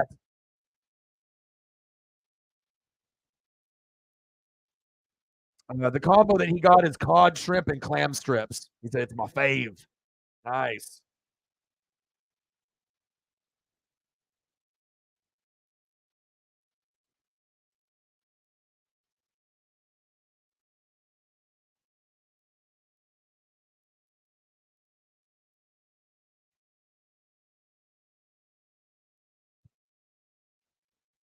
All right, 24-17 Florida State. Second down and 14 for LSU. Let's see if they can respond to Florida State's answer. Oh, big tackle. Florida State has so much speed. I haven't seen a defense like this from Florida State in years. And we're getting crash after crash over here on Darlington. 35 laps to go, but the football game might end before the NASCAR race.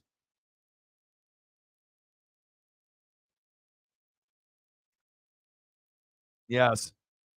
I mean, don't those look good though? I mean, not everyone, enjoys seafood and whatnot, but I'm telling you, and once you get it, like, here, it's the same as getting it from like Maine or, obviously if you're on that northeast tip and they got that stuff that's coming in, fresh every day. Like I would even try stuff that normally I wouldn't eat, in the seafood realm if I knew it was made properly and, just with the different flavors that they have. So like I'm not really huge into like oysters and whatnot, but when I go down there, I'll eat some. I'll just go crazy. I'll just I just try to let the inhibitions and just be like, no, I want to try. And it's like I want to be able to get the texture and taste, and some stuff I'm gonna like, some stuff I may not, but I want to at least try it and then go from there. Because you never know, you might be like, oh, this looks nasty, but it might taste good. You know, but most of the stuff it just looks amazing, especially if it's breaded. I mean, anything breaded is good, right? Chicken nuggets, chicken fillets, anything to do with the cod, the breaded, whatever, halibut breaded, cod breaded. I mean, it's just money.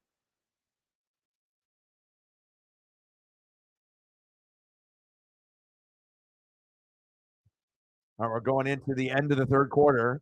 5 seconds left. Man in motion, and I guess they do. Going deep. He's got a man. Oh, what happened to my hands? Oh, LSU, LSU, LSU. End of the third quarter, 24-17 Seminoles.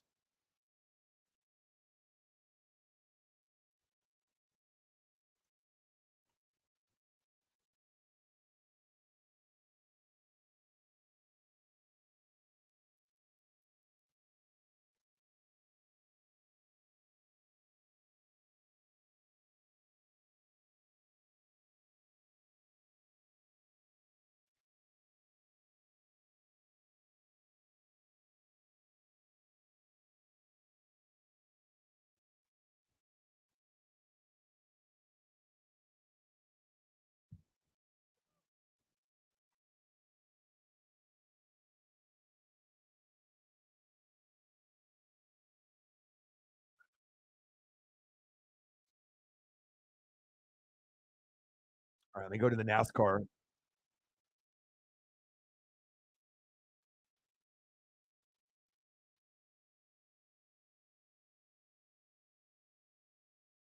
Only one out of the Central, so 6 teams for 5 spots in the AL. Yep.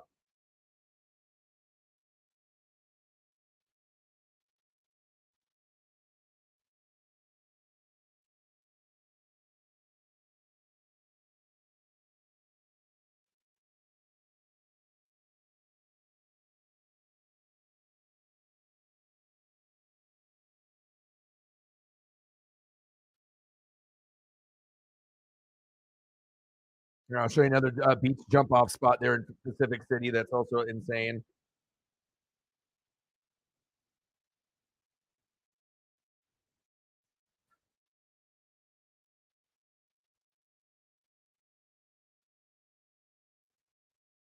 Daniel Suarez pissed.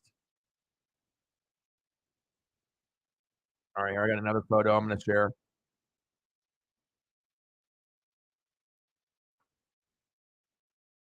Look at this one, Shep.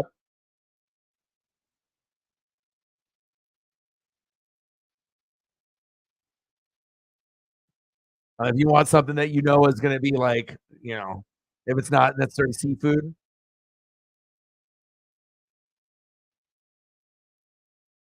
so you still got options. You got a nice little beer outside setting, big fries, plenty of honey mustard, got ketchup, nice bun, good burger.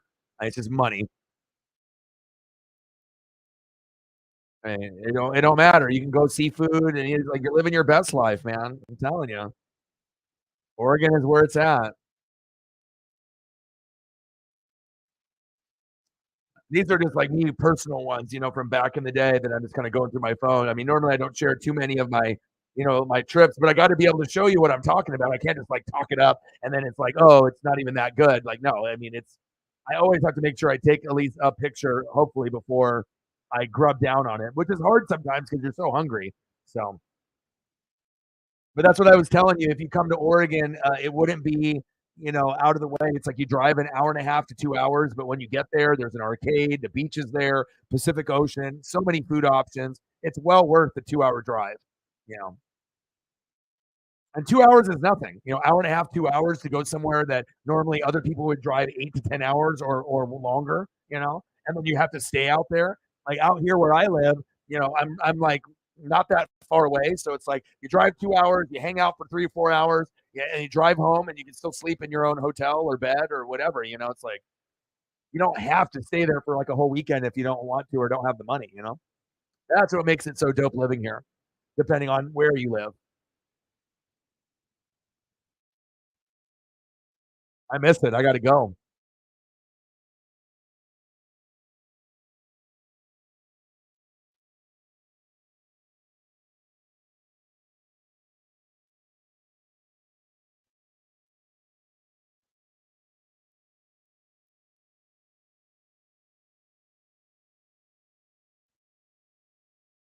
Tell him, Dale Jr.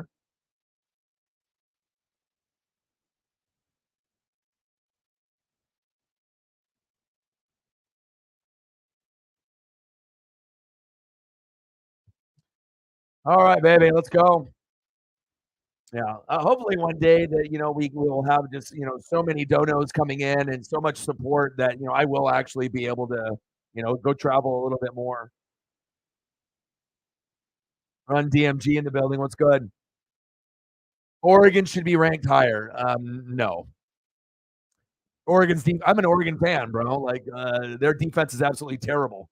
So if we ended up playing LSU and Florida State, we would get fucking smoked. Offense is pretty good. We got a good running game, and Bo Nix, when he's running the RPO, is good. If our offensive line plays pretty good, then we can hang for a little bit scoring point wise. But our defense is terrible. I mean, don't be surprised if the Ducks end up finishing fourth or fifth in the Pac-12 this year. And I'm a Duck fan saying that, and I actually go to the games. Like, if I'm not a delusional fan. I mean, I already know, USC, Oregon State, Utah.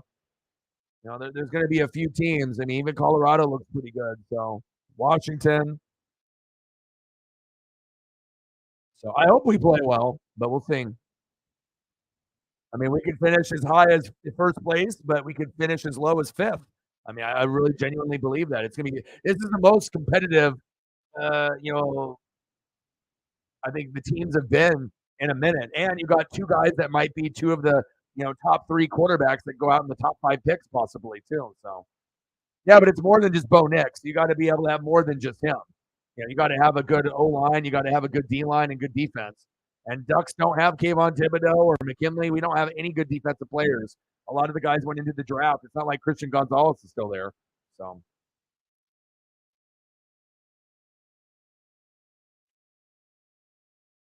but again, we got a good test with Texas Tech and then Hawaii, and then the big one, Run DMG, is going to be week 4 against Colorado at Austin. So I might go to that game. We'll see. But Dion coming to town with that kind of quarterback. And obviously, Colorado's defense is ass as well. They're not good either, but whoever scores the most, obviously, and has the ball at the end might win the game. So, all right, what do we got? 24 laps to go in Darlington. Larson, Reddick, Busher, Byron, and Bubba Wallace in your top 5 as we're just waiting for a commercial break. Last quarter, 24-17, Florida State. Can they pull off the upset? We will find out. Oh, all the seafoods. The best part though is the arcade that they got to in Lincoln City, because when you go from like traveling from like the regular burbs and then you're on the way to the beach, you see a lot of farmland and you like a lot of windy roads, kind of like camping stuff that you see. And then when it opens up and then you actually get to Lincoln City, it's like a burb, like a Beaverton. Like you get there, they got McDonald's, they got stores, Safeway, everything is just like, it's not like a small beach town. It's kind of a bigger beach town, and then the food is awesome, and the beach arcades are so fun. Nothing better than eating good, drinking good, smoking good, going to arcade, eating good, and then obviously being at a place at the beach. Uh-oh. Florida State. Wow. Florida State with the pick.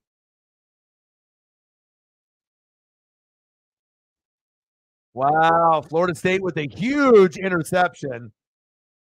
Uh-oh. LSU's in trouble. Oh, baby. What a pick.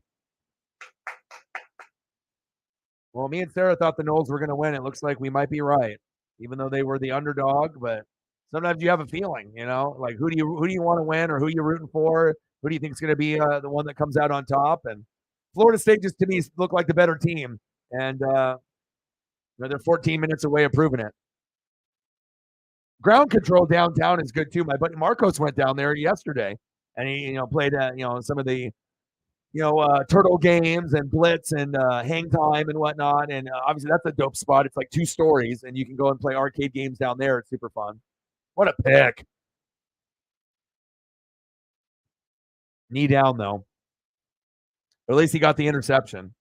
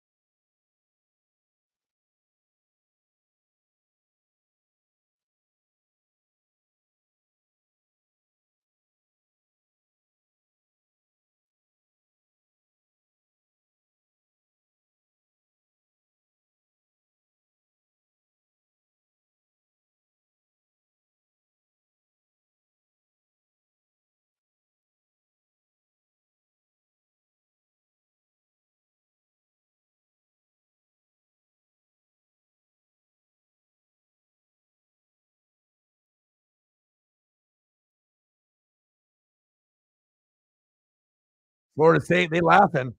They laughing at him. He says. How are you going to throw that pick right there, too? All right, baby. Camping World kickoff.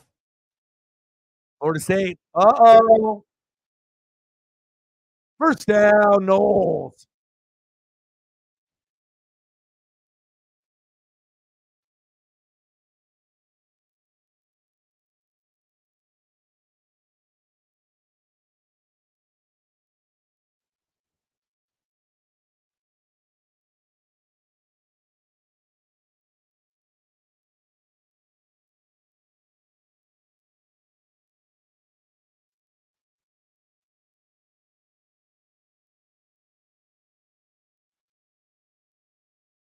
Wow.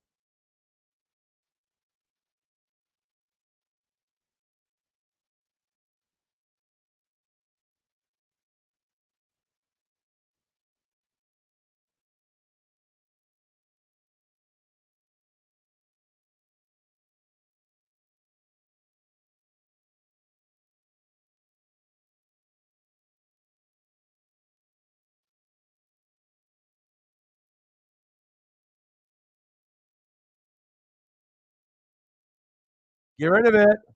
LSU closing. Oh, 12 noon, time it is time for a sack lunch. Yum, yum, yum, yum, yum, yum. Ate his ass up.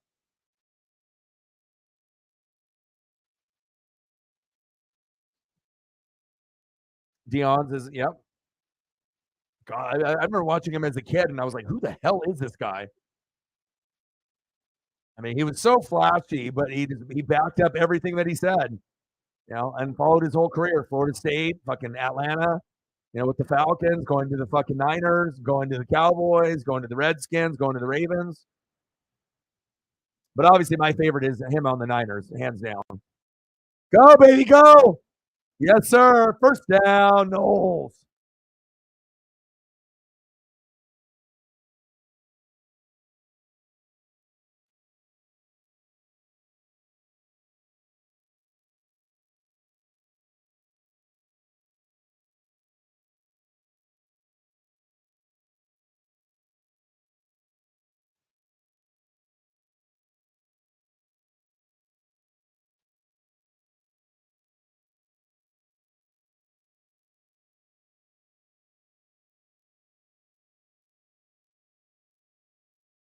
Nice little RPO.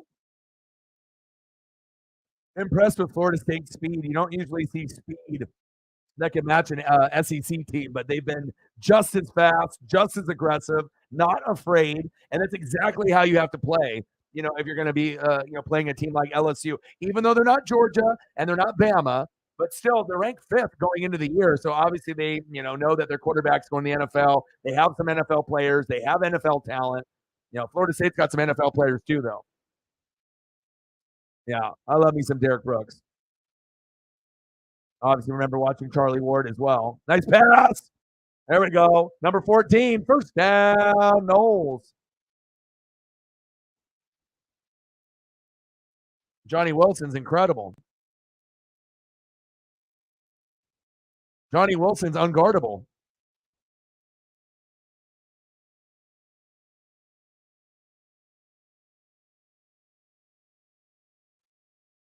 Fucking Johnny Wilson looking like goddamn Mike Evans.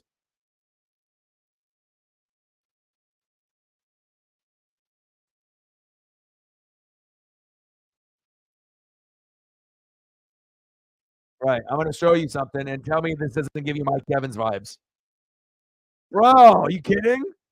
That's like Mike Evans. All right, Johnny.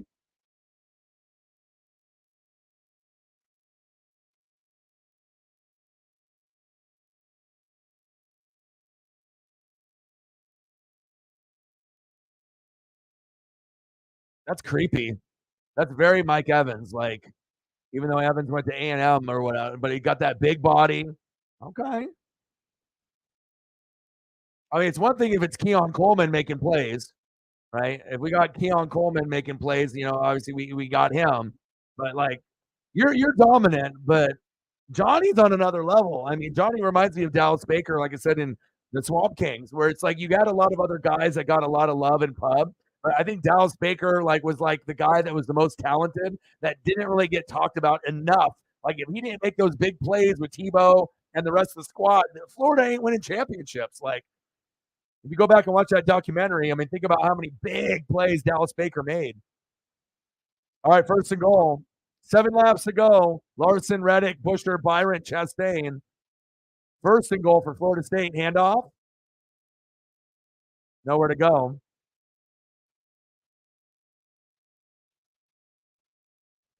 Oh, I mean, hell, if Florida State can play like this, let's hopefully they can make the playoff. I don't know, how good you're going to be able to do against like a Georgia or a Bama, but if you play like this, you might be able to hang around and maybe upset somebody. We already know certain teams are going to be pretty good, but Ohio State ain't fucking the real deal. Florida State looks like they are, though. I'll tell you that. And it's cool to be able to see a team from like the ACC, that Clemson or Florida State actually be good. Someone from the Big 12 actually be good, or Pac 12. It's not just, Georgia and Bama. Like, it's nice. Oh, touchdown. No, this game is over, baby.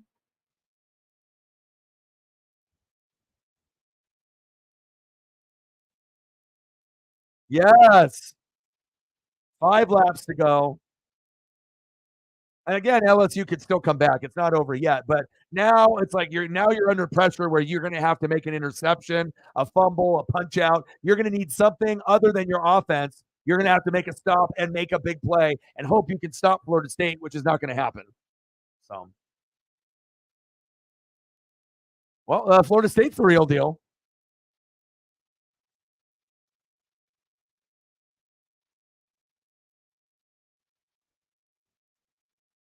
Is Florida State the third best team in the country?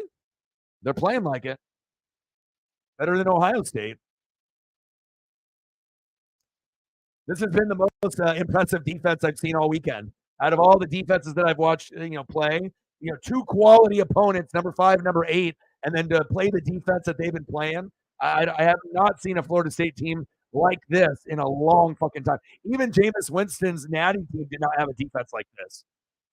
3 laps to go. All right, let's check out what's going on in NASCAR. Looks like we can finish up this race here.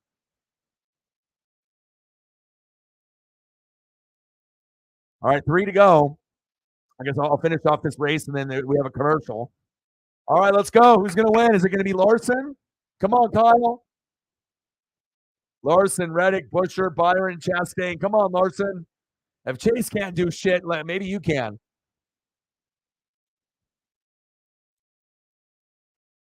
Yeah, they look very, very vanilla. Like, they look like they're going to get smacked by Michigan. 2 laps to go. Come on, Larson.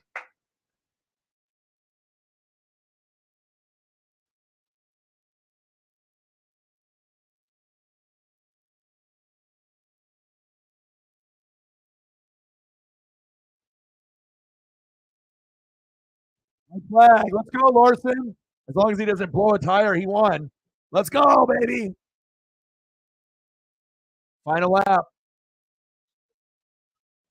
No, he's got plenty of time. As long as he doesn't run out of gas or blow a tire, it's his. Easy. Come on, Kyle. Go, go, go.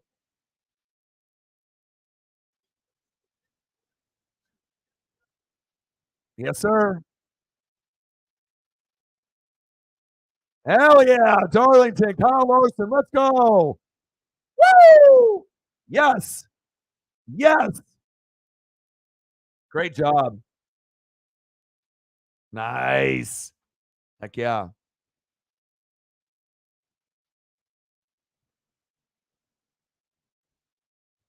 right, let's turn this on. Perfect. Got a chance to watch that. Didn't interrupt the football game at all. We're waiting on the kickoff. Perfect. Couldn't have asked for a better ending. I get to watch the last 3 laps uninterrupted, and then boom, I can focus on the last 10 minutes of this game. 2 best wideouts for Ohio State only had 5 catches for 34 yards. McCord sucks. Marvin Harrison Jr. stock is going to go down if he can't get the goddamn football. I bet they wish they had Justin Fields type of player there.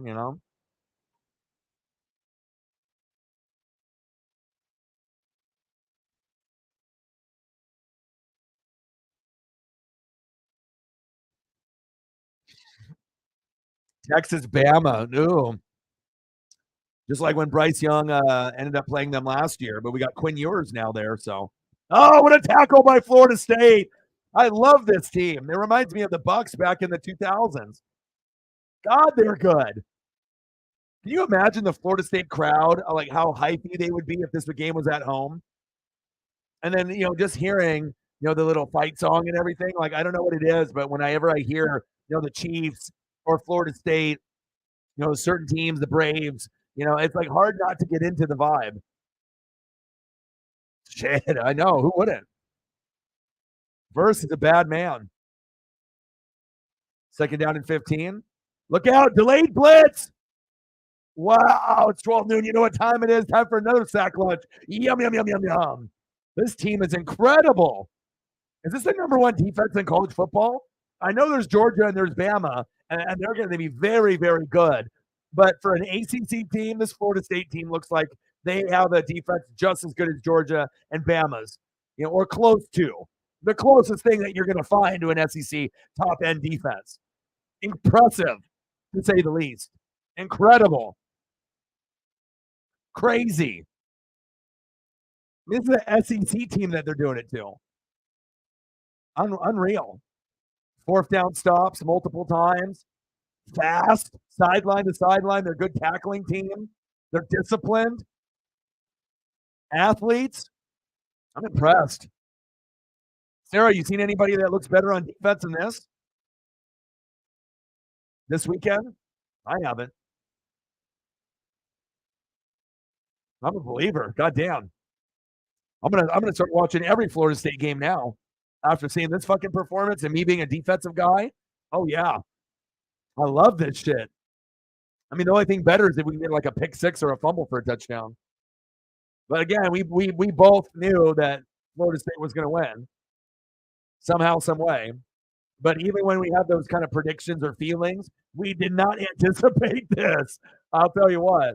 I feel like I'm watching a defense that's got like goddamn Derek Brooks or Ray Lewis back there, or like Brian Urlacher. Like, what the hell am I watching? You love Brian Kelly. You love Brian Kelly. It's your favorite.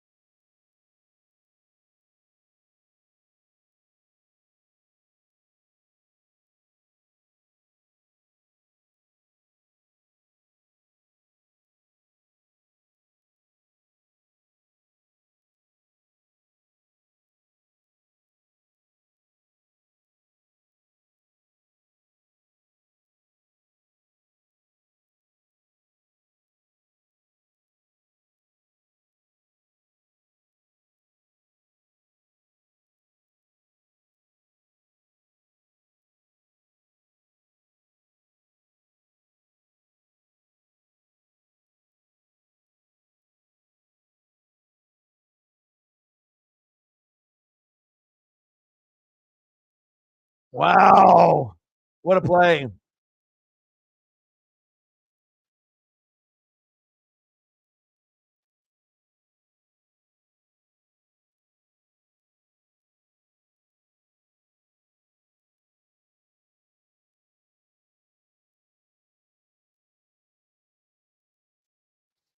All right, we got less than 8 minutes to go.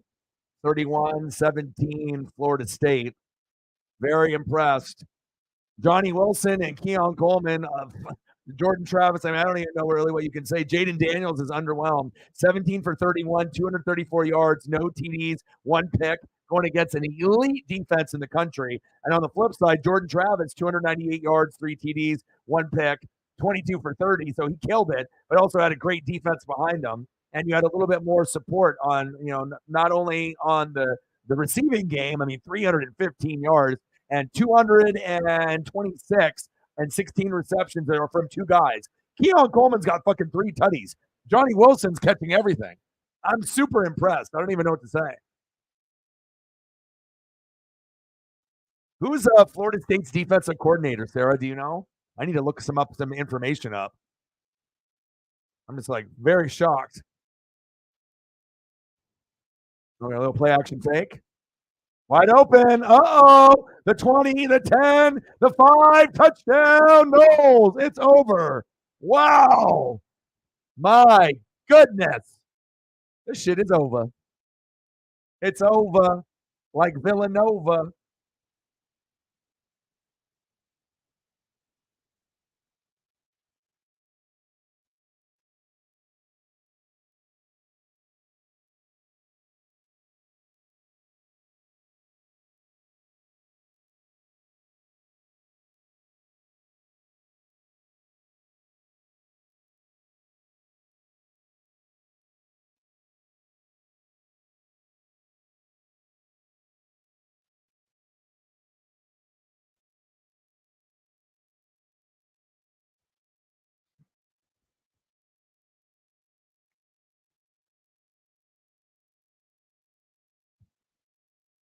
Extra point is up, and it's good.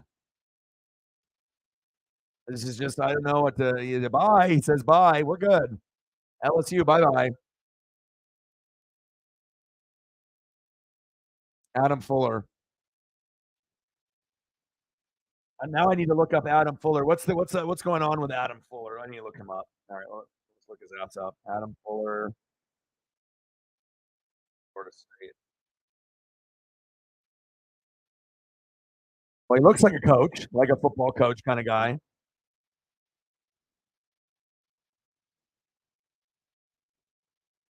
All right. I mean, Adam Fuller is an American football coach. He's currently the defensive coordinator, and he's been the same coordinator, wow, since 2019. So finally, the recruits have come in, and that's why they're doing so well. That makes sense.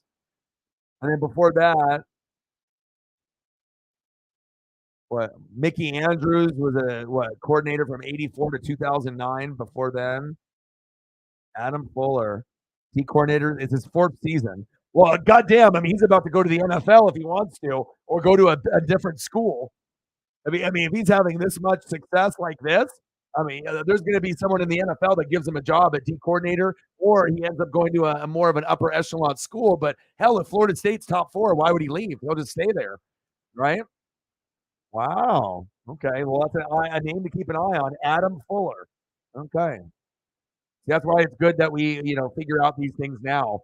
So that way we're like, oh, that makes sense. It also helps when you have guys like Jared Verse that you're coaching. But I mean, I feel like I watched a Georgia or Alabama defense today, and I never say that ever unless it's Georgia or Alabama. So okay.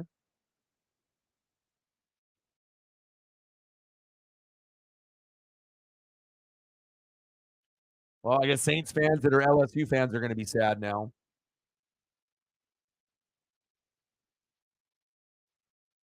And then Jaden Daniels' stock goes down a little bit too.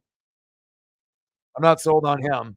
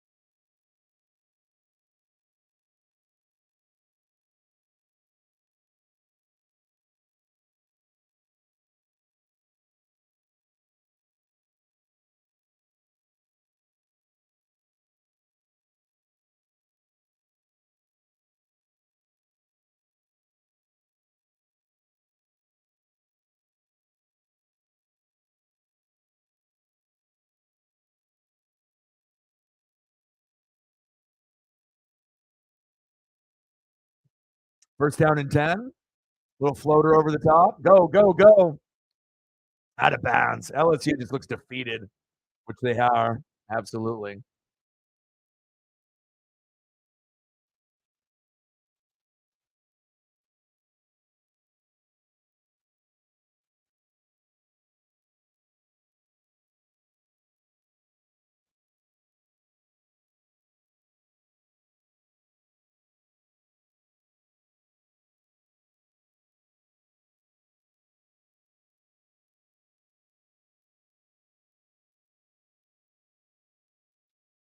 All right, 6:30 to go, 38-17. LSU for pride has to get Jaden Daniels with at least a touchdown, or NFL scouts are just going to throw his fucking tape away.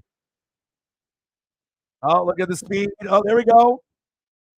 He can't go anywhere.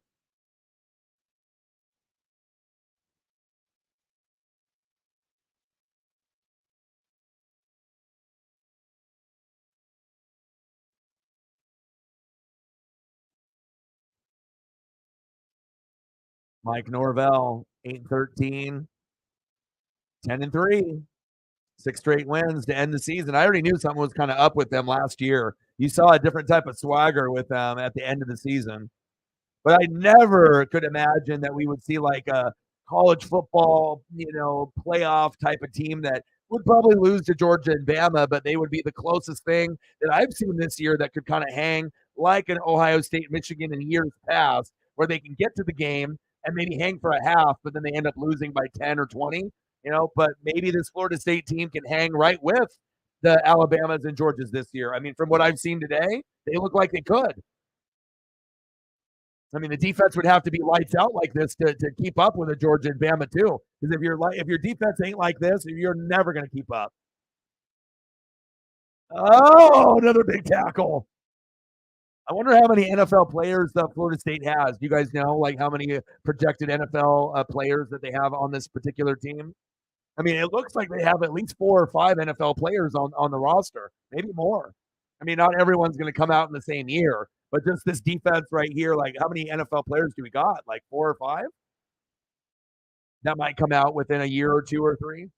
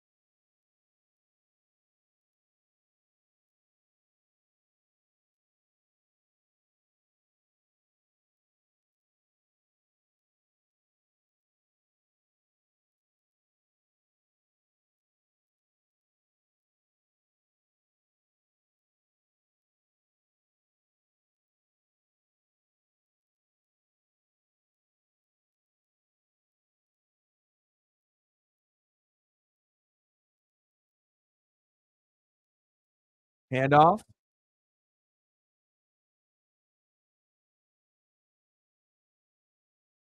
Iowa's got 4 players, like on offense or defense, or just overall, like 2 on offense, 2 on defense, something like that.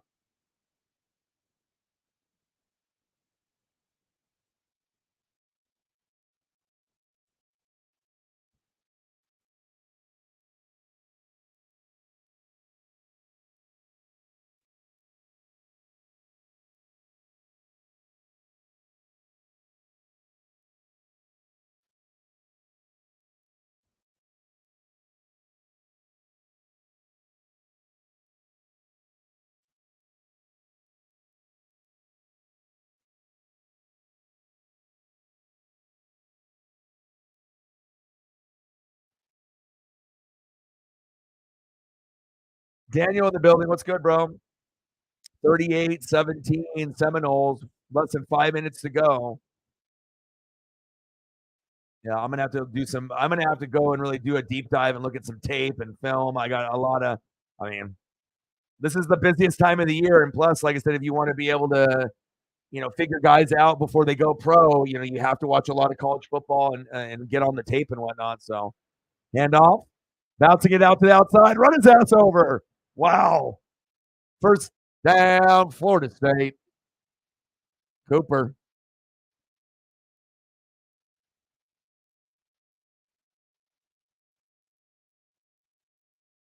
Yeah, Florida State, they just be laughing all the way back to Tallahassee, I guess, huh? All right, I guess that's how it goes.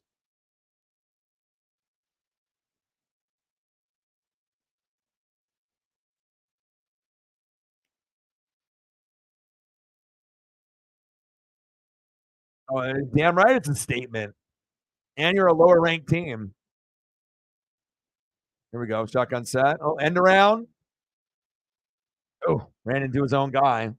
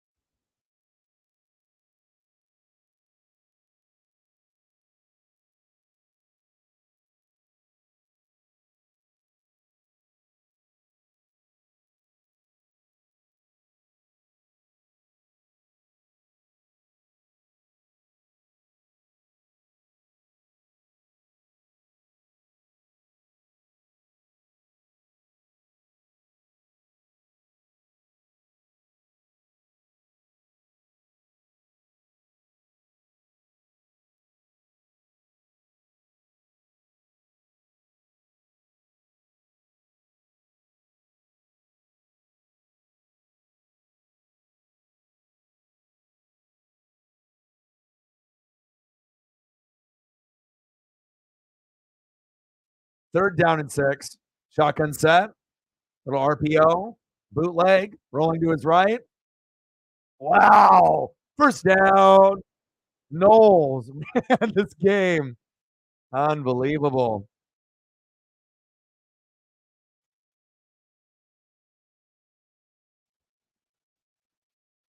Yeah, I saw him fumble a snap and then pick it up and then just like make incredible plays.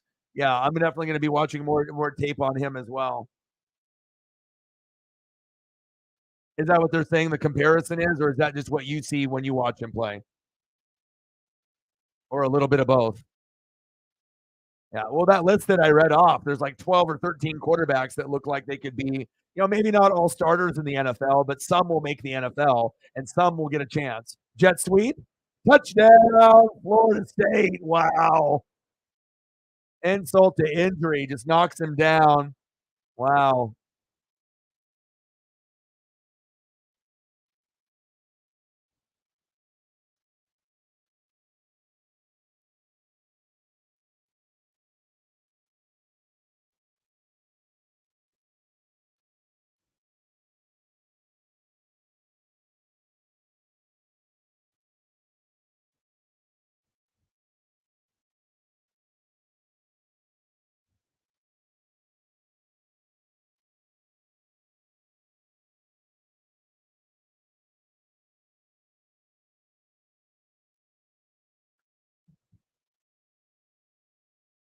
Brian's like, let's just kneel it. They're like, fuck it. We're just going to embarrass the shit out of them to show that we are a top 3 team or top 4 team in the country.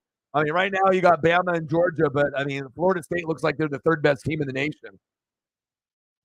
Just giving respect to Georgia and Bama and their recruiting, Kirby Smart and Nick Saban. But I mean, if there's a number 3 team in the nation, it ain't fucking the Buckeyes. It's the fucking Seminoles.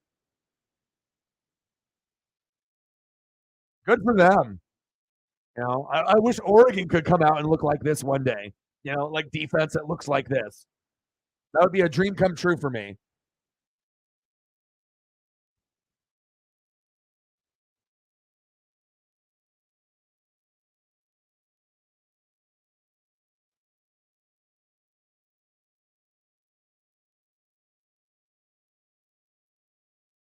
But 6 straight wins to close out the season.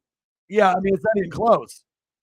Florida State looks like if they played Ohio State this weekend, that this would be the same exact score that would have happened, maybe worse. I mean, right? I mean, if you could barely beat Indiana, right? Like, what are you putting up? You're putting up 10-17 against this defense. You're not putting up more than that, not based on how that quarterback played. Defense was pretty good, but eventually they're going to get worn out, because you're going to be on the field too much. So even though your defense might be elite, Ohio State, and you got some NFL players, a team that's got more depth, a better defensive coordinator apparently, and more talent. 45-17.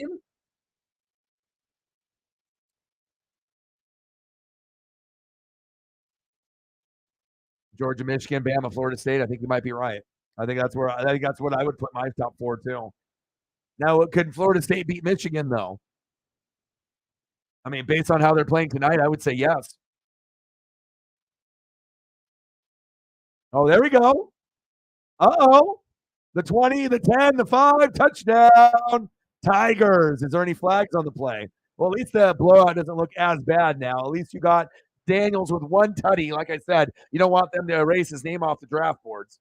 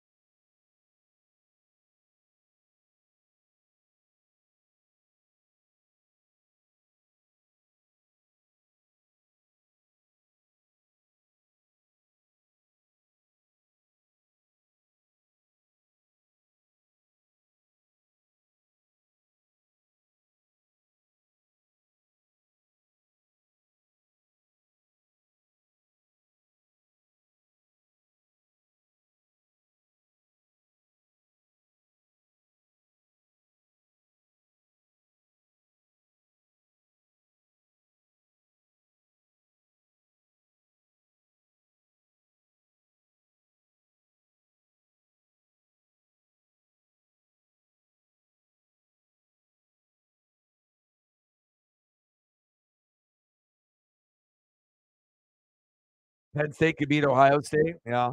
How did Penn State look yesterday? Did they look good?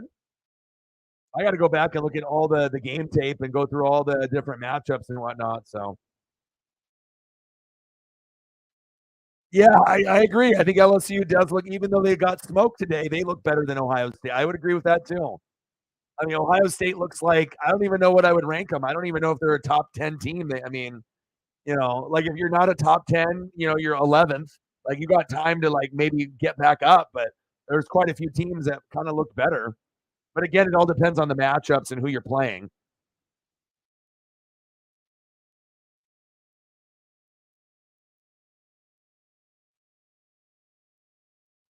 West Virginia. Oh, Pat McAfee wasn't happy.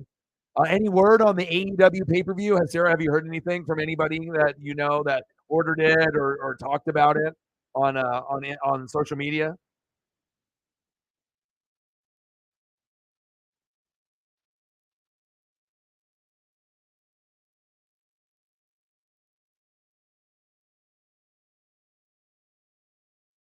45-24. Wow.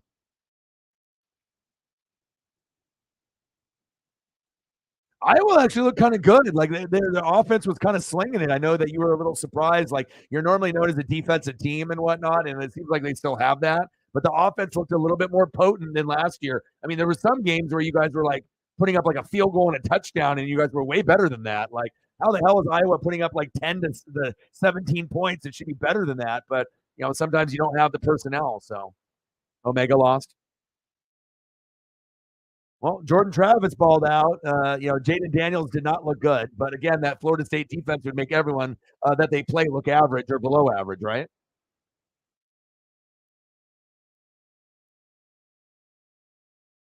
And Florida State hasn't been very good, in a while. So very cool to see them dominate like this. Wow.